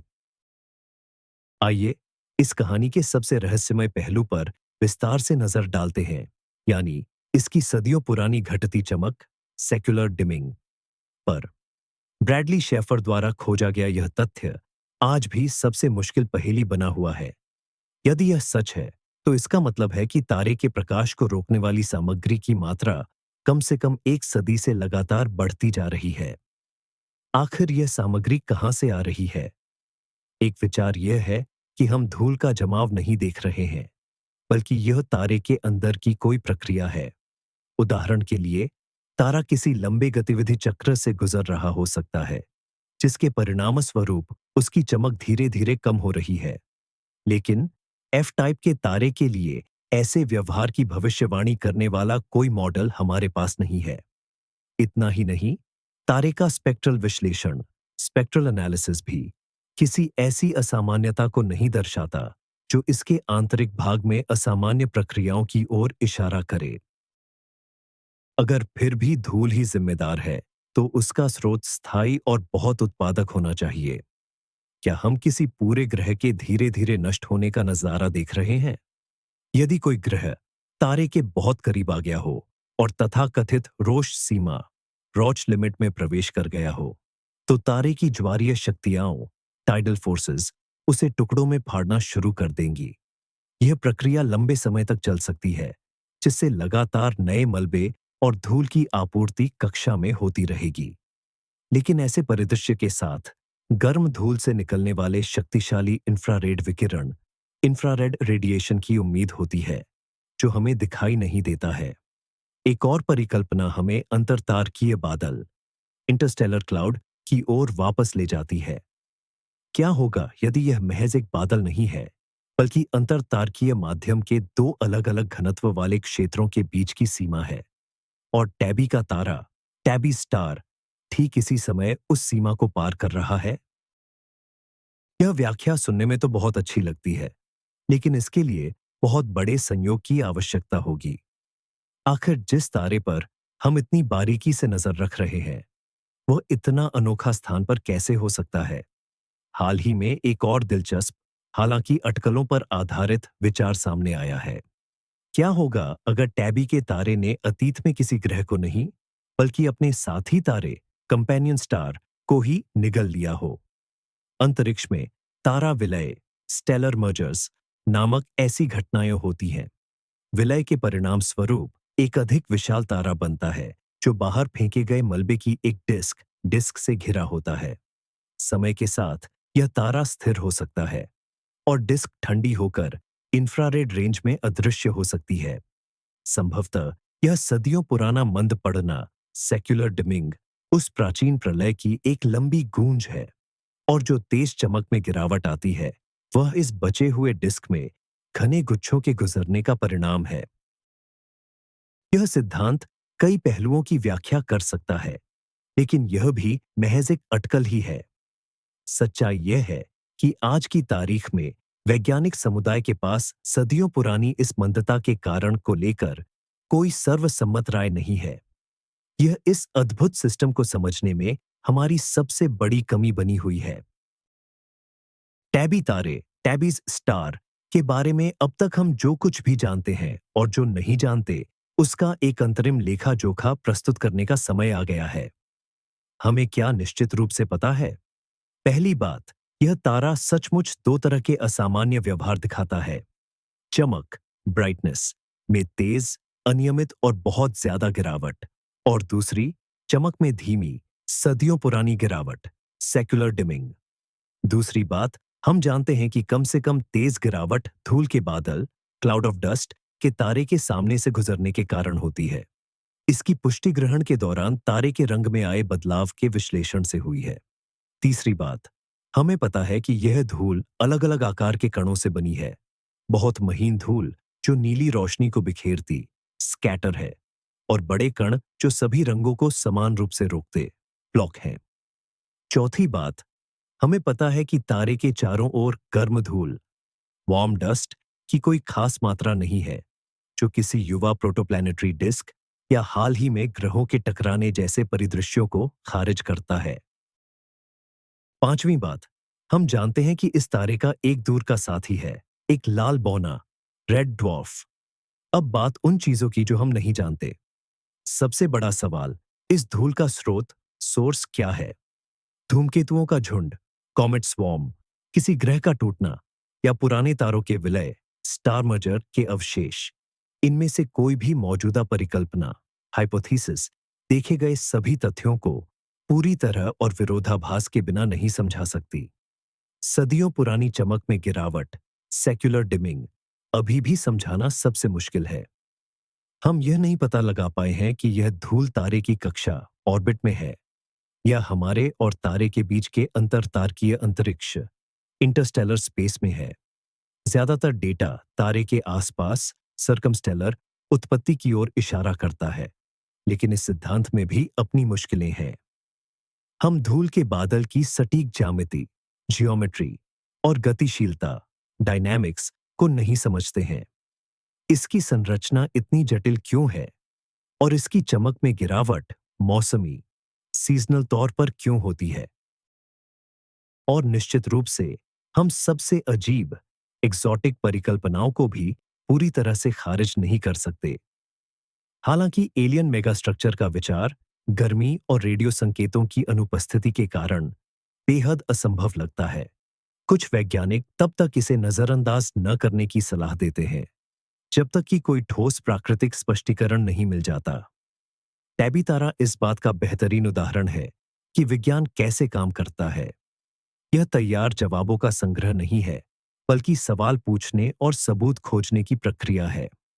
इस तारे ने सितारों की प्रणालियों के व्यवहार के बारे में हमारी स्थापित धारणाओं, एस्टैब्लिश्ड नोशंस को चुनौती दी है, और हमें सबसे साहसिक और अप्रत्याशित विचारों पर विचार करने के लिए मजबूर किया है। जांच जारी है। टैबी तारे के रहस्य को सुलझाने के लिए वैज्ञानिक आगे और क्या कदम उठाने की योजना बना रहे हैं? निरंतर निगरानी, मॉनिटरिंग करना ही मुख्य दिशा बनी हुई है। क्राउड फंडिंग अभियान की सफलता और प्रमुख वेधशालाओं, ऑब्जर्वेटरीज की दिलचस्पी के कारण यह तारा लगातार निगरानी में है। हर नया मंथ पढ़ना, डिमिंग, अधिक डेटा इकट्ठा करने का एक अमूल्य अवसर होता है। खगोलविद इन घटनाओं के दौरान तारे के प्रकाश का विश्लेषण करने के लिए ज्यादा उन्नत उपकरणों का उपयोग करने की योजना बना रहे हैं। उच्च रिजोल्यूशन वाली स्पेक्ट्रोस्कोपी, हाई रेजोल्यूशन स्पेक्ट्रोस्कोपी, विशेष रूप से महत्वपूर्ण है। यह तकनीक एक प्रिज्म की तरह तारे के प्रकाश को उसके घटक रंगों में विभाजित कर देती है, जिससे स्पेक्ट्रम में प्रकाश के अवशोषण, अब्जॉर्प्शन की गहरी रेखाएं दिखाई देती है। जब धूल का बादल तारे के सामने से गुजरता है, तो उस धूल से जुड़ी गैस स्पेक्ट्रम में अपनी अनोखी उंगलियों के निशान छोड़ जाएगी। यदि हमें ऐसी रेखाएं मिलती हैं जो उदाहरण के लिए जल वाष्प, वाटर वेपर या अन्य वाष्पशील, वॉलेटाइल पदार्थों से मेल खाती है, तो यह धूमकेतु की परिकल्पना, कॉमेटरी हाइपोथेसिस के पक्ष में एक मजबूत तर्क बन जाएगा। और यदि हमें सिलिकेट या धातुओं के निशान मिलते हैं, तो यह किसी चट्टानी ग्रह या क्षुद्र ग्रह, एस्टेरॉइड्स के टूटने की ओर इशारा करेगा। एक और महत्वपूर्ण दिशा है ध्रुवीकरण मापन, पोलारिमेट्री। तारे से आने वाला प्रकाश आमतौर पर अध्रुवित, अनपोलराइज्ड होता है, यानी उसमें इलेक्ट्रोमैग्नेटिक तरंगे सभी दिशाओं में कंपन करती हैं। लेकिन जब यह प्रकाश धूल के कणों से बिखरता है, तो यह आंशिक रूप से ध्रुवीकृत हो सकता है। ध्रुवीकरण की डिग्री और दिशा को मापकर धूल के कणों के आकार, स्वरूप और झुकाव, ओरिएंटेशन के बारे में बहुत कुछ जाना जा सकता है। यह रहस्यमय बादल का ज्यादा सटीक मॉडल बनाने में मदद करेगा। निस्संदेह, टेक्नोसिग्नेचर तकनीकी संकेतों की खोज जारी रहेगी। हालांकि संभावनाएं कम हैं, लेकिन सेटी संस्थान और अन्य संगठन समय समय पर टैबी तारे को रेडियो और ऑप्टिकल रेंज में सुनना जारी रखेंगे। यह ऐसा मामला है जहां नकारात्मक परिणाम भी एक परिणाम होता है, लेकिन सदी की खोज की आशा हमेशा बनी रहती है। और अंत में वैज्ञानिक इसी तरह के व्यवहार वाले अन्य तारों की खोज जारी रखेंगे। नए सर्वेक्षण, सर्वे, दूरबीनों के लॉन्च के साथ, जैसे कि भविष्य की वेरा रूबिन वेधशाला, जो हर कुछ दिनों में पूरे आकाश को स्कैन करेगी, हमारे पास ऐसे पिंडों की पूरी आबादी खोजने का मौका होगा। उनके सामान्य गुणों का अध्ययन करके हम यह समझ पाएंगे कि टैबी तारा कोई अद्वितीय सनकी, यूनिक फ्रीक है, या फिर खगोलीय घटनाओं के एक नए, पहले अज्ञात वर्ग का प्रतिनिधि है। अनुसंधान का भविष्य रोमांचक होने का वादा करता है। आइए थोड़ी कल्पना करें और सोचें कि टैबी तारे की ओर अगर हम एक खोजबीन यान, रिसर्च प्रोब भेज सकें, तो क्या होगा। बेशक हमारी मौजूदा तकनीक से इस सफर में हजारों नहीं तो दसियों हजारों साल लग जाएंगे, पर यह एक मजेदार वैचारिक प्रयोग है। इस रहस्यमय सिस्टम के पास पहुंचने पर हमें क्या दिखेगा? अगर धूमकेतुओं, कॉमेट्स की परिकल्पना सही है, तो हम एक ऐसे नजारे के साक्षी बनेंगे जिसकी विशालता अकल्पनीय होगी।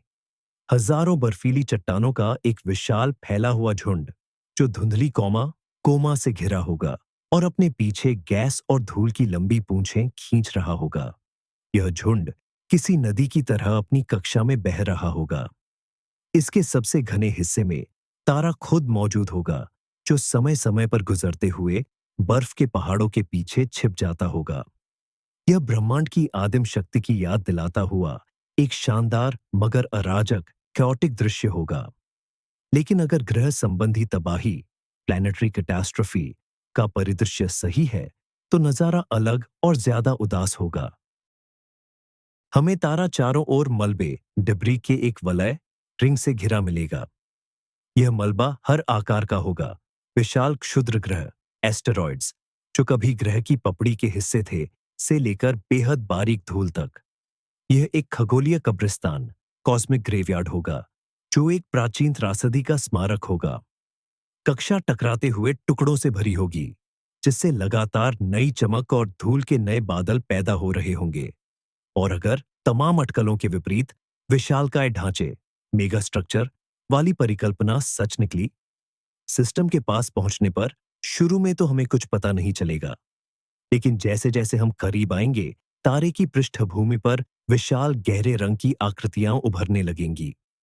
ये कोई प्राकृतिक वस्तुएं नहीं होंगी, बल्कि शुद्ध ज्यामितीय आकार, जियोमेट्रिक शेप्स के ढांचे होंगे। महाद्वीपों जितने बड़े विशालकाय पैनल जो धीरे धीरे अपनी कक्षाओं में घूम रहे होंगे, ताकि वे हमेशा तारे की ओर मुखातिब रहें।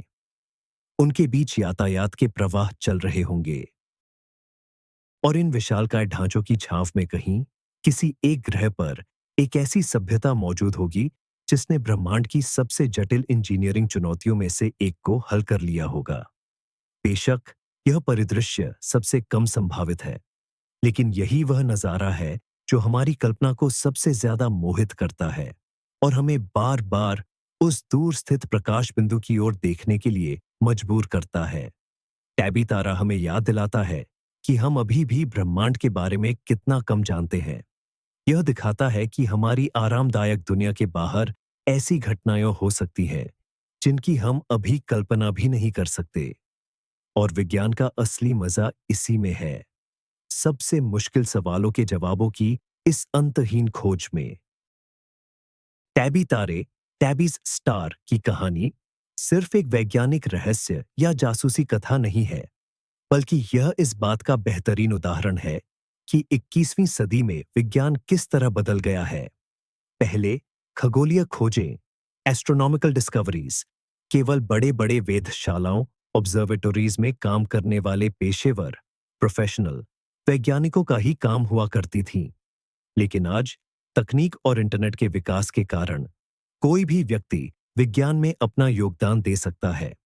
इस तारे का अजीब व्यवहार सबसे पहले प्लैनेट हंटर्स प्रोजेक्ट के स्वयंसेवकों यानी नागरिक वैज्ञानिकों ने ही देखा था।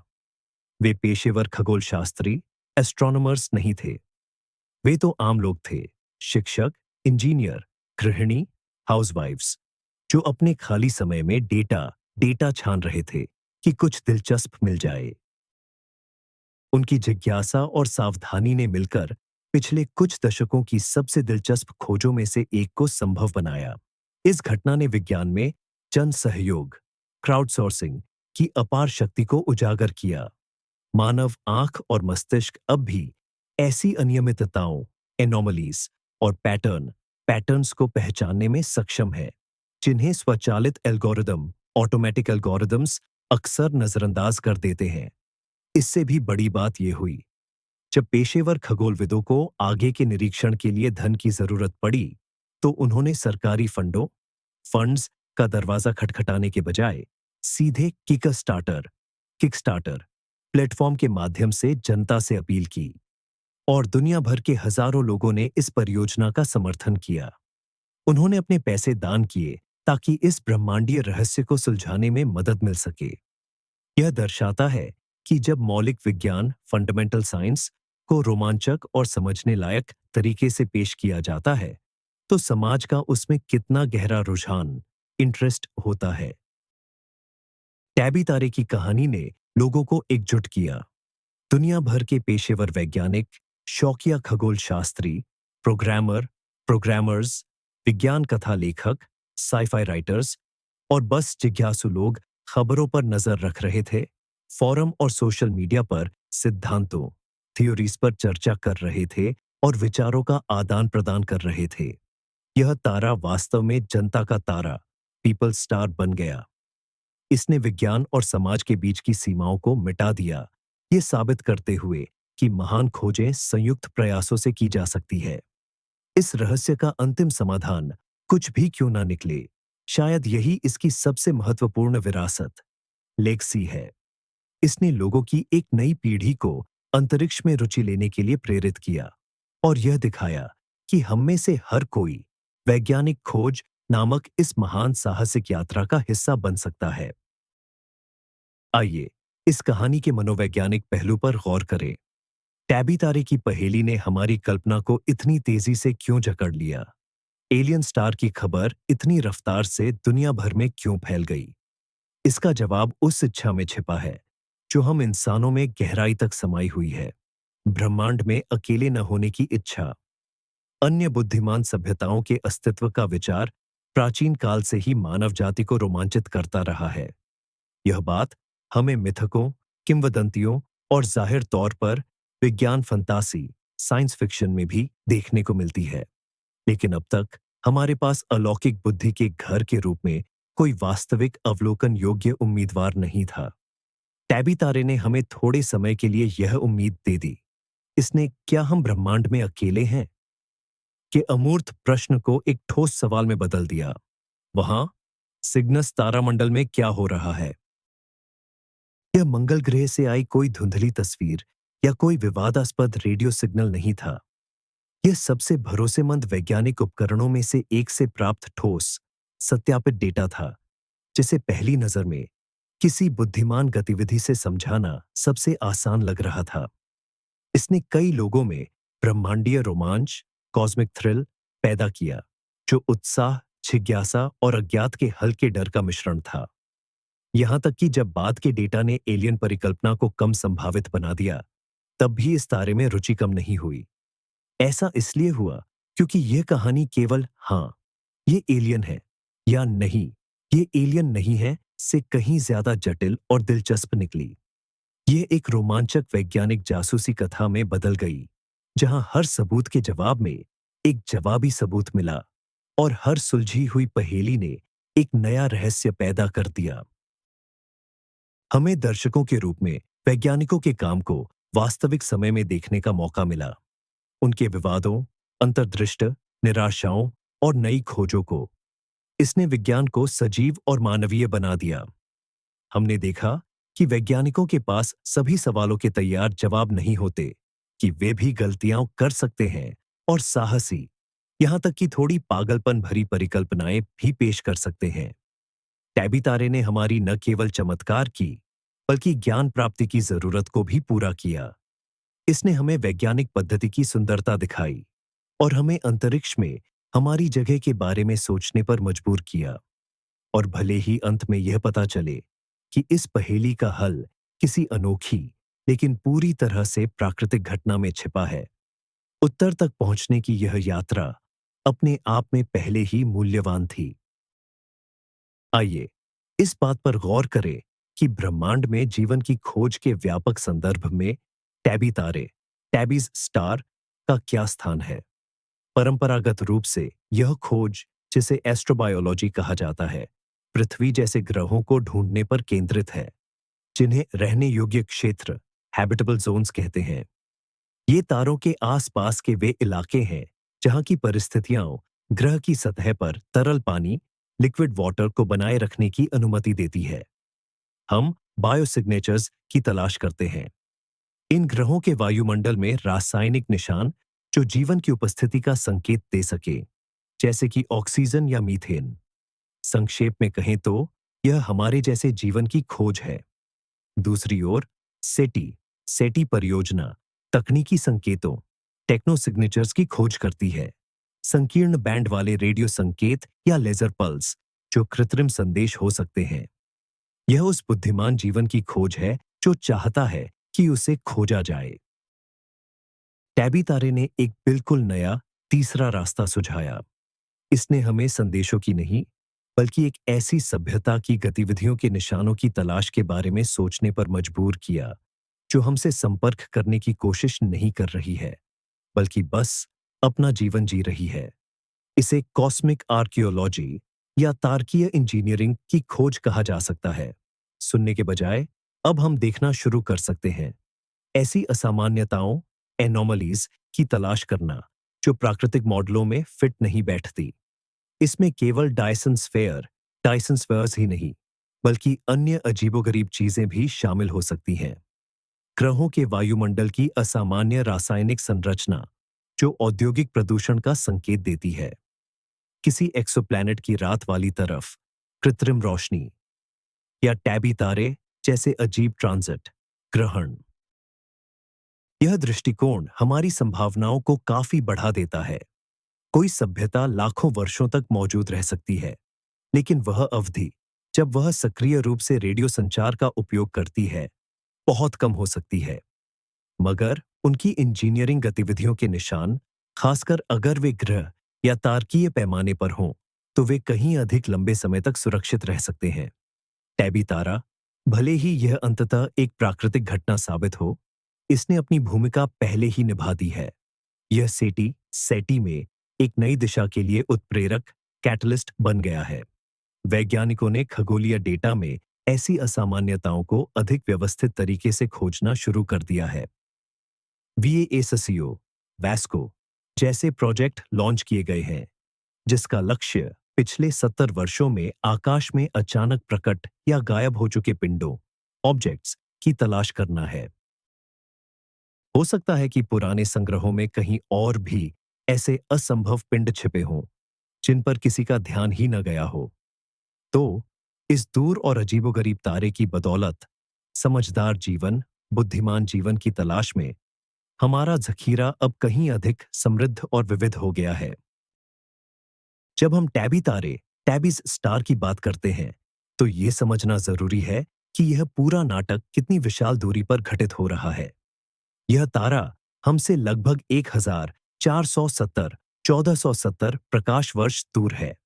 इसका सीधा मतलब है कि जिस रोशनी का विश्लेषण हम आज कर रहे हैं, उसने उस समय तारे को छोड़ा था जब पृथ्वी पर शुरुआती मध्य युग, अर्ली मिडल एजेस चल रहा था। हम जो कुछ भी देख रहे हैं, वह महज अतीत का एक भूत है। चमक में गिरावट की जो घटनाएं केपलर टेलीस्कोप ने 2011 से 2013 के बीच दर्ज की थी, वह असल में छठी शताब्दी ईस्वी AD में हुई थी। और जो सदियों पुराना मंद पड़ना 19वीं सदी के अंत में शुरू हुआ, वह वास्तव में 5वीं शताब्दी के आसपास शुरू हुआ होगा। समय का यह अंतर इस पूरी कहानी पर एक गहरा दार्शनिक प्रभाव छोड़ता है। हम एक बहुत पुरानी फिल्म के मात्र निष्क्रिय दर्शक हैं। हम घटनाओं को प्रभावित नहीं कर सकते, न ही हम कोई सवाल पूछ सकते हैं, और न ही हमें कोई जवाब मिल सकता है। अगर हम प्रकाश की गति, स्पीड ऑफ लाइट से टैबी तारे की ओर कोई रेडियो संदेश भेजते भी हैं, तो उसका जवाब, अगर कोई जवाब होता भी, हमें लगभग 3000 साल बाद ही मिलेगा। यही दूरी कई परिकल्पनाओं, हाइपोथेसिस को और भी ज्यादा प्रभावशाली बना देती है। जरा कल्पना कीजिए एक परग्रहीय महासंरचना, एलियन मेगास्ट्रक्चर के पैमाने की, जो 1500 प्रकाश वर्ष की दूरी से दिखाई दे रही हो। यह सचमुच में कुछ बहुत ही विराट होना चाहिए। एक ऐसी सभ्यता की रचना जिसने अपने तारे की ऊर्जा को नियंत्रित करना सीख लिया हो। यही बात प्राकृतिक घटनाओं पर भी लागू होती है। एक धूमकेतुओं का झुंड, कॉमेट स्वॉर्म, जो तारे की 22% रोशनी को रोक सकता है, वह इतना विशाल और घना होना चाहिए कि उसकी कल्पना करना भी मुश्किल है। यह हमें याद दिलाता है कि ब्रह्मांड में पृथ्वी पर हमारे परिचित पैमानों से कहीं अलग पैमाने काम करते हैं। दूसरी ओर, यह विशाल दूरी अनिश्चितता, अनसर्टेनिटी का भी स्रोत है। हम तारे को केवल एक बिंदु के रूप में देखते हैं। हम न तो बारीकियों को देख सकते हैं, न ही यह देख सकते हैं कि उसके चारों ओर क्या घूम रहा है। हमारी सारी जानकारी बस उसकी समग्र चमक, ओवरऑल ब्राइटनेस में होने वाले उतार चढ़ाव है। यह ऐसा है जैसे रात में किसी दूर दराज के शहर में क्या हो रहा है, ये केवल उसकी टिमटिमाती रोशनी को देखकर समझने की कोशिश करना। हम मॉडल बना सकते हैं, परिकल्पनाएं प्रस्तुत कर सकते हैं, लेकिन हम हमेशा डेटा की कमी से बंधे रहेंगे। शायद हमें इसका अंतिम रहस्य तभी पता चलेगा जब हमारे पास नई पीढ़ी के ऐसे टेलीस्कोप होंगे जो तारों के चारों ओर के डिस्क की सीधी तस्वीरें ले सकें, या आज की तुलना में कहीं अधिक सटीकता के साथ प्रकाश का विश्लेषण कर सके।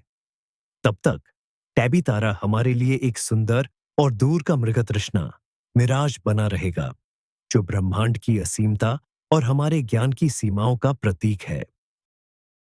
आइए ब्रह्मांड की गहराइयों से वापस धरती पर चलें और देखें कि इस कहानी ने हमारी संस्कृति को किस तरह प्रभावित किया है। टैबी का तारा, टैबीज स्टार, जल्द ही वैज्ञानिक पत्रिकाओं से बाहर निकलकर एक सच्चा जन सांस्कृतिक घटनाक्रम बन गया। इसने विज्ञान कथा, लेखकों, कलाकारों, संगीतकारों और वीडियो गेम डेवलपर्स के लिए प्रेरणा का एक बड़ा स्रोत प्रदान किया। इस रहस्यमय तारे को केंद्र में रखकर दर्जनों कहानियां और उपन्यास लिखे गए। कुछ में यह वास्तव में टाइसन स्फीयर बनाने वाली एक प्राचीन सभ्यता का घर है, तो कुछ अन्य में यह एक बड़ी अंतरिक्ष आपदा का स्थान या किसी दूसरे आयाम का पोर्टल है। टैबी का तारा सबसे साहसी काल्पनिक विचारों को साकार करने के लिए एक सुविधाजनक और पहचानने योग्य मंच बन गया, क्योंकि इसकी वास्तविक कहानी ही किसी कल्पना से कम नहीं लगती।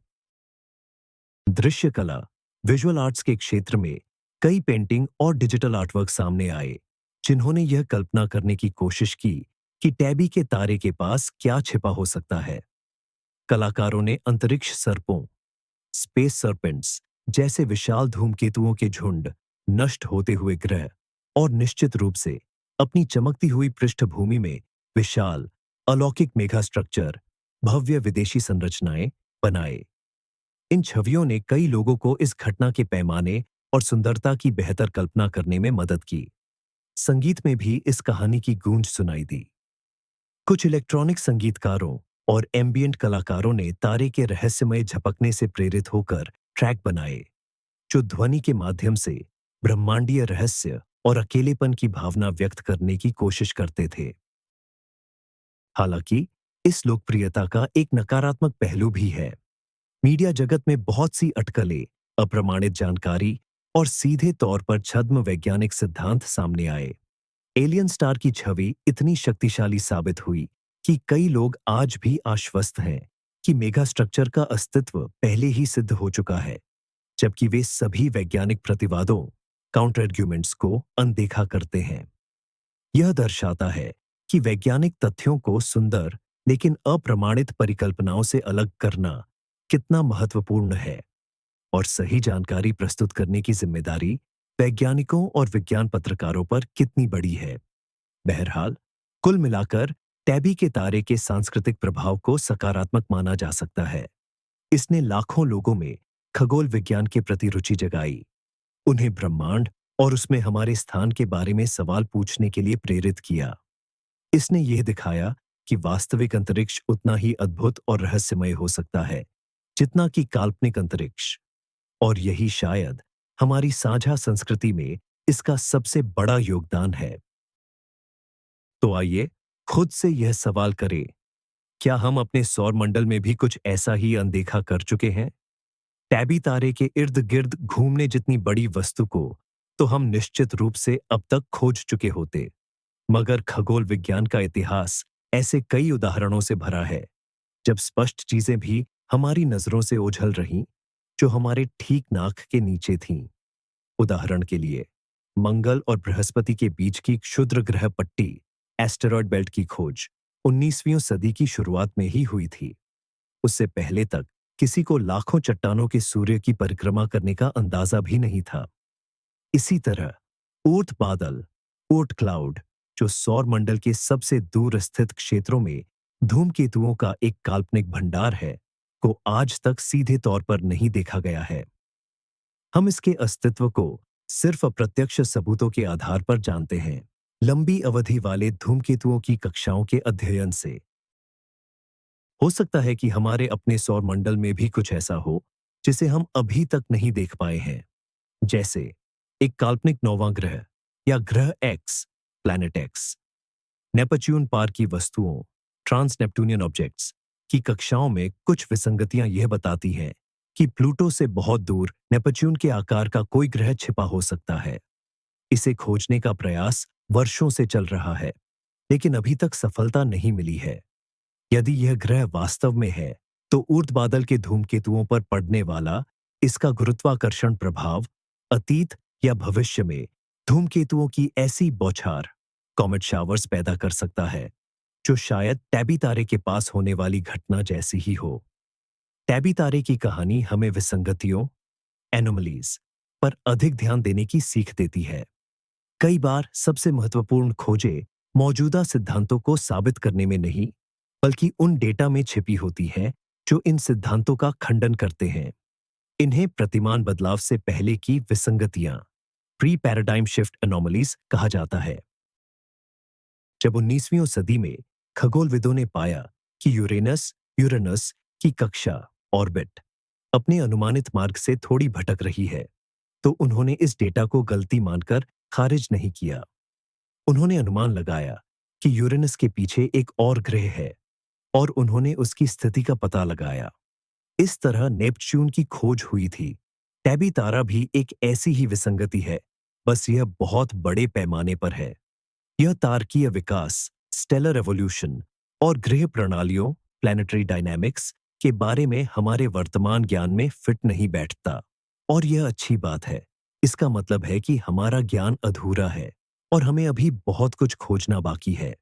संभव है कि टैबी तारे के रहस्य को सुलझाने से हमें किसी नए भौतिक नियम या एक नए तरह की खगोलीय वस्तु का पता चले, और यह खोज बदले में हमें अपने सौरमंडल और हमारी आकाशगंगा में मौजूद अरबों अन्य प्रणालियों को बेहतर ढंग से समझने में मदद करेगी।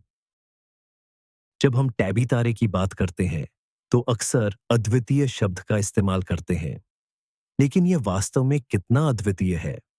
सांख्यिकीय रूप से देखें तो हमारी आकाशगंगा यानी मिल्की वे में अरबों खरबों तारे हैं।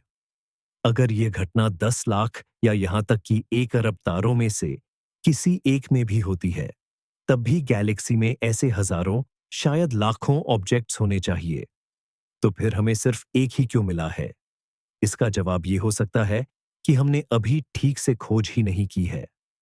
केपलर दूरबीन ने आसमान के एक बहुत छोटे से हिस्से, लगभग 400वें भाग पर ही नजर रखी थी। इसके अवलोकन क्षेत्र में सिर्फ 1.5 लाख के करीब तारे आए थे। उनमें से एक भी इतना अजीब ऑब्जेक्ट ढूंढ लेना अपने आप में बड़ी किस्मत की बात है।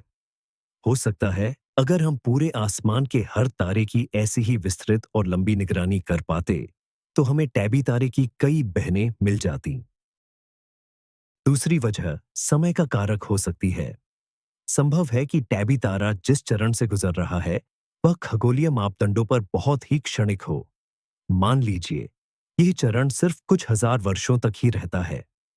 तारा तो अरबों वर्षों तक मौजूद रहता है, और इसे ठीक इसी छोटे लेकिन हलचल भरे समय में पकड़ पाना भी एक बहुत ही दुर्लभ संयोग है।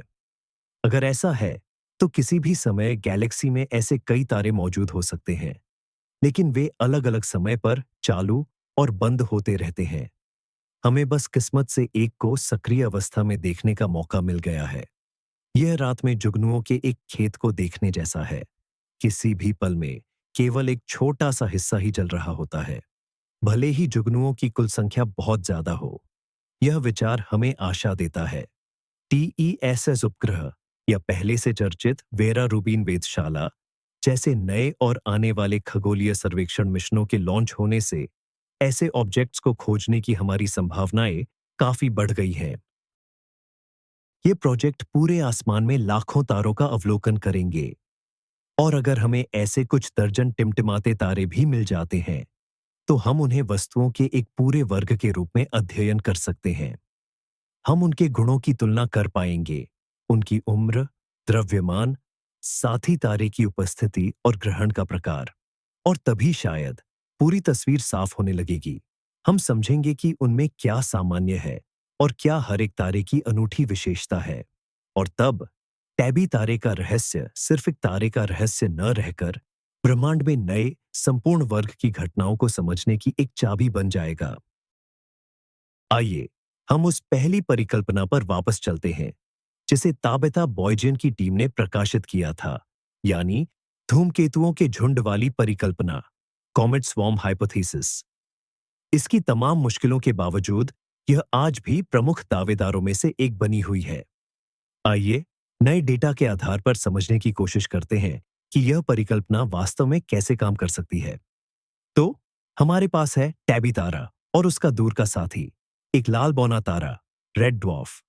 कल्पना कीजिए कि इस साथी तारे की कक्षा, ऑर्बिट, अत्यधिक अंडाकार है, और हर कुछ दसियों हजार वर्षों में यह टैबी तारे के ओर्त बादल, ओर्ट क्लाउड के करीब से गुजरता है। इसका गुरुत्वाकर्षण संबंधी विक्षोभ लाखों धूमकेतुओं को उनकी कक्षाओं से हटा देता है और उन्हें आंतरिक सिस्टम की ओर धकेल देता है। ये सभी एक साथ नहीं उड़ते, बल्कि एक लंबी खिंची हुई धारा, स्ट्रीम बनाते हैं। हम इस समय जो कुछ भी देख रहे हैं, वह इसी धारा के मध्य भाग, यानी सबसे घने हिस्से का गुजरना है। यह बात समझाती है कि यह घटना ठीक अभी क्यों हो रही है। इस धारा में धूमकेतुओं के अलग अलग समूह थोड़ी अलग अलग गति से आगे बढ़ सकते हैं, जो अंधेरा छाने के मौसमों सीजन्स को समझाता है। जब बड़े धूमकेतुओं से बना कोई विशेष रूप से घना बादल तारे के सामने से गुजरता है, तो हमें चमक में गहरी गिरावट दिखाई देती है। और जब हम उस धारा के विरल हिस्से को देखते हैं, जो बर्फ के वाष्पीकरण से बनी महीन धूल से मिलकर बना है, तो हमें कमजोर धुंधलापन दिखाई देता है। अलग अलग आकार के कणों यानी ग्रे और एलाल धूल की उपस्थिति भी इस तस्वीर में पूरी तरह फिट बैठती है। धूमकेतुओं के बड़े अक्षुण्ण टुकड़े ग्रे रंग का धुंधलापन पैदा करते हैं, जबकि उनकी सतह से सौर हवा द्वारा उड़ाई गई बारीक धूल के बादल लाल धुंधलापन पैदा करते हैं। लेकिन लंबे समय से चल रहे धीमे धुंधलापन सेक्युलर डिमिंग का क्या? यह सबसे जटिल पहलू है। संभव है कि इस विशाल धूमकेतु धारा का आगे का हिस्सा पहले ही इस सिस्टम से गुजरकर फैल गया हो, जिससे धूल का एक बहुत ही विरल लेकिन विशाल बादल बन गया हो, जो अब धीरे धीरे तारे को चारों ओर से घेर रहा है और हम तारे के साथ धीरे धीरे इस बादल में प्रवेश कर रहे हैं, जिससे चमक में धीमी क्रमिक गिरावट का प्रभाव पैदा हो रहा है। यह मॉडल जटिल है। इसमें कई संयोगों और सटीक समायोजनों फाइन ट्यूनिंग की आवश्यकता है, लेकिन कई अन्य मॉडलों के विपरीत यह केवल ज्ञात भौतिकी के नियमों का उपयोग करके कम से कम गुणात्मक रूप से लगभग सभी देखे गए तथ्यों को समझाने में सक्षम है। इसके लिए न तो एलियंस की जरूरत है और न ही किसी नई भौतिकी की। यह केवल इस बात को मानने की मांग करती है कि कभी-कभी अंतरिक्ष में बहुत ही दुर्लभ, बहुत बड़े पैमाने पर और अत्यधिक अराजक कैओटिक घटनाएं होती हैं, और शायद हमें उनमें से एक का साक्षी बनने का सौभाग्य मिला है। टैबी तारे से जुड़ी यह पूरी गाथा एक गहरा दार्शनिक सवाल खड़ा करती है। जब हम अंतरिक्ष की गहराई में झांकते हैं, तो हमारी तलाश क्या होती है? क्या हम केवल अपने मौजूदा सिद्धांतों की पुष्टि चाहते हैं? क्या हम अपनी पृथ्वी जैसे नए ग्रहों की खोज में हैं? या क्या हम किसी ऐसी चीज को ढूंढ रहे हैं जो हमारी पूरी समझ को चुनौती दे और हमें अपने ज्ञान के हर आधार पर पुनर्विचार करने के लिए मजबूर कर दे? टैबी का तारा इसी तीसरी निर्णायक श्रेणी का प्रतिनिधित्व करता है। यह खगोल विज्ञान की दुनिया का ब्लैक स्वान है। दार्शनिक नसीम निकोलस तालिब द्वारा गढ़ा गया यह शब्द एक ऐसी घटना को दर्शाता है जो पूरी तरह अप्रत्याशित हो, जिसके परिणाम बहुत व्यापक हों और जिसे बाद में लोग तर्कों से समझाकर यह दर्शाने का प्रयास करते हैं कि वह तो हमेशा से होने वाली ही थी। टैबी तारे की खोज नितांत अप्रत्याशित थी। किसी भी मॉडल या सिद्धांत ने इस तरह की वस्तु के अस्तित्व का अनुमान नहीं लगाया था। विज्ञान के लिए इसके दूरगामी परिणाम सामने आए हैं। इसने दर्जनों नए शोधों को जन्म दिया, विसंगतियों एनोमलीज की खोज के तरीकों पर पुनर्विचार करने पर मजबूर किया, और सेटी एससीटी कार्यक्रम में भी एक नई शाखा शुरू की। और अब हम तीसरी अवस्था में हैं। हम इसके लिए एक तर्कसंगत व्याख्या खोजने का प्रयास कर रहे हैं, ताकि इसे अपनी दुनिया की मौजूदा तस्वीर में समाहित किया जा सके। इस तरह के ब्लैक स्वान ही वैज्ञानिक प्रगति के असली इंजन होते हैं। ये विज्ञान को किसी सिद्धांत की रूढ़िवादिता में बंधने नहीं देते। ये हमें याद दिलाते हैं कि ब्रह्मांड हमारे सबसे साहसी मॉडलों की कल्पना से कहीं अधिक समृद्ध, जटिल और विस्मयकारी है। कोपरनिकस, गैलीलियो, न्यूटन, आइंस्टीन, इन सभी महानुभावों ने अपने अपने समय में ऐसी विसंगतियों का सामना किया जो उस समय की प्रचलित विश्व दृष्टि में फिट नहीं बैठती थीं, और इन विसंगतियों को समझने के उनके प्रयासों ने ही वैज्ञानिक क्रांतियों को जन्म दिया। हम नहीं जानते कि टैबी तारे का रहस्य उद्घाटन खगोल भौतिकी में कोई नई क्रांति लाएगा या नहीं। संभव है कि इसकी व्याख्या उम्मीद से कहीं अधिक सामान्य और सीधी हो, लेकिन खोज का यह पूरा क्रम, लीक से हटकर सोचने की यह अनिवार्यता और प्रचलित मॉडलों की सीमाओं से बाहर निकलने का यह प्रयास, यह स्वयं वैज्ञानिक समुदाय के लिए एक अमूल्य अनुभव है। यह तारा हमें ब्रह्मांड के सामने विनम्रता धारण करना सिखाता है। यह दर्शाता है कि सदियों के खगोलीय अवलोकन के बावजूद भी हम आज भी ऐसी चीजों से टकरा सकते हैं जो हमें पूरी तरह स्तब्ध कर दें। और यही बात इसे खूबसूरत बनाती है, क्योंकि जब तक ब्रह्मांड में रहस्य शेष है, तब तक मानवता के पास ज्ञान अर्जित करने, आगे बढ़ने और ऊपर सितारों की ओर गति करने का प्रोत्साहन रहेगा। टैबी का तारा केवल एक खगोलीय पिंड नहीं है, यह ब्रह्मांड द्वारा हमें दी गई एक खुली चुनौती है। और हम इस चुनौती का जवाब किस तरह देते हैं, यह हमारे खुद के बारे में बहुत कुछ बयां करता है। तो चाँद ब्रह्मांड में मौजूद सबसे रहस्यमय तारे तक का हमारा यह लंबा सफर अब खत्म होता है। इसकी शुरुआत एक साधारण मगर अजीब से ग्राफ आंकड़े से हुई थी, जिसे उत्साही एस्ट्रोनॉमी लवर्स लोगों ने देखा था। हमने परग्रहीय मेगा स्ट्रक्चर, विशाल संरचना की उस कल्पनाशील परिकल्पना को भी परखा, जिसने एक पल के लिए हमें किसी चमत्कार पर यकीन करने को मजबूर कर दिया था। हमने एक के बाद एक कई प्राकृतिक सिद्धांतों पर विचार किया और उन्हें नकारा भी, चाहे वह प्रोटोप्लैनेटरी डिस्क, ग्रह निर्माण चक्र हो या फिर ग्रहों के बीच भीषण टकराव। हम विशाल धूमकेतुओं के झुंड, कोमेट स्वार्म के कोलाहल में गोता लगाते रहे और अंतरतारकीय धूल, इंटरस्टेलर डस्ट के बादलों में भटकते रहे। हर नया अवलोकन इस रहस्य को और भी गहरा करता गया, क्योंकि इसमें तेज गति से हो रहे अंधकार डिमिंग के साथ साथ एक धीमी, सदियों पुरानी लुप्त होती रोशनी भी जुड़ गई थी। आज की तारीख में सबसे संभावित कारण धूल डस्ट ही लगती है, जो शायद धूमकेतुओं से पैदा हुई हो और एक बेहद ही असामान्य कक्षा ऑर्बिट में तारे के चक्कर लगा रही हो। लेकिन यह भी बस सबसे प्रशंसनीय, प्लॉजिबल, अप्रमाणित परिकल्पना, हाइपोथेसिस है। इनमें से कोई भी थ्योरी इस तारे की हर एक विचित्रता को पूरी निश्चितता के साथ नहीं समझा पाती। और यही इस तारे का सबसे बड़ा महत्व है। टैबी का तारा, टैबिस स्टार, एक आदर्श वैज्ञानिक पहेली है। यह पहेली अभी भी अनसुलझी है और यही वजह है कि वैज्ञानिक नए अवलोकन तरीके ईजाद कर रहे हैं, पुराने सिद्धांतों पर दोबारा सोच रहे हैं और सबसे जरूरी बात, आश्चर्य और जिज्ञासा के साथ आकाश की ओर देखते रहने के लिए प्रेरित हो रहे हैं। इसने हमें दिखाया है कि ब्रह्मांड अभी भी चमत्कारों से भरा है और सबसे अविश्वसनीय खोजें हमारी प्रतीक्षा कर सकती हैं, ठीक वहीं जहां हमने इसकी सबसे कम उम्मीद की होगी। धन्यवाद कि आपने मेरे साथ इस कॉस्मिक पहेली पर विचार करने में इतना समय दिया। मुझे उम्मीद है कि यह चर्चा आपको दूर दराज की दुनिया के सपनों से भरी एक शांत और गहरी नींद में ले जाने में मदद करेगी। और सोने से ठीक पहले मैं आपसे एक सवाल पूछना चाहता हूं। आपको क्या लगता है कि टैबी के तारे के पास क्या छिपा है? क्या यह एलियंस का कोई मेगा स्ट्रक्चर है, धूल का एक विशाल बादल, या फिर कुछ ऐसा जिसकी कल्पना हम आज तक नहीं कर पाए हैं? अपनी सबसे साहसी थ्योरी कमेंट्स में जरूर लिखें, हमें पढ़कर बहुत अच्छा लगेगा। अगर आपको हमारी यह यात्रा पसंद आई हो तो चैनल को सब्सक्राइब करना और लाइक करना न भूलें। शुभ रात्रि।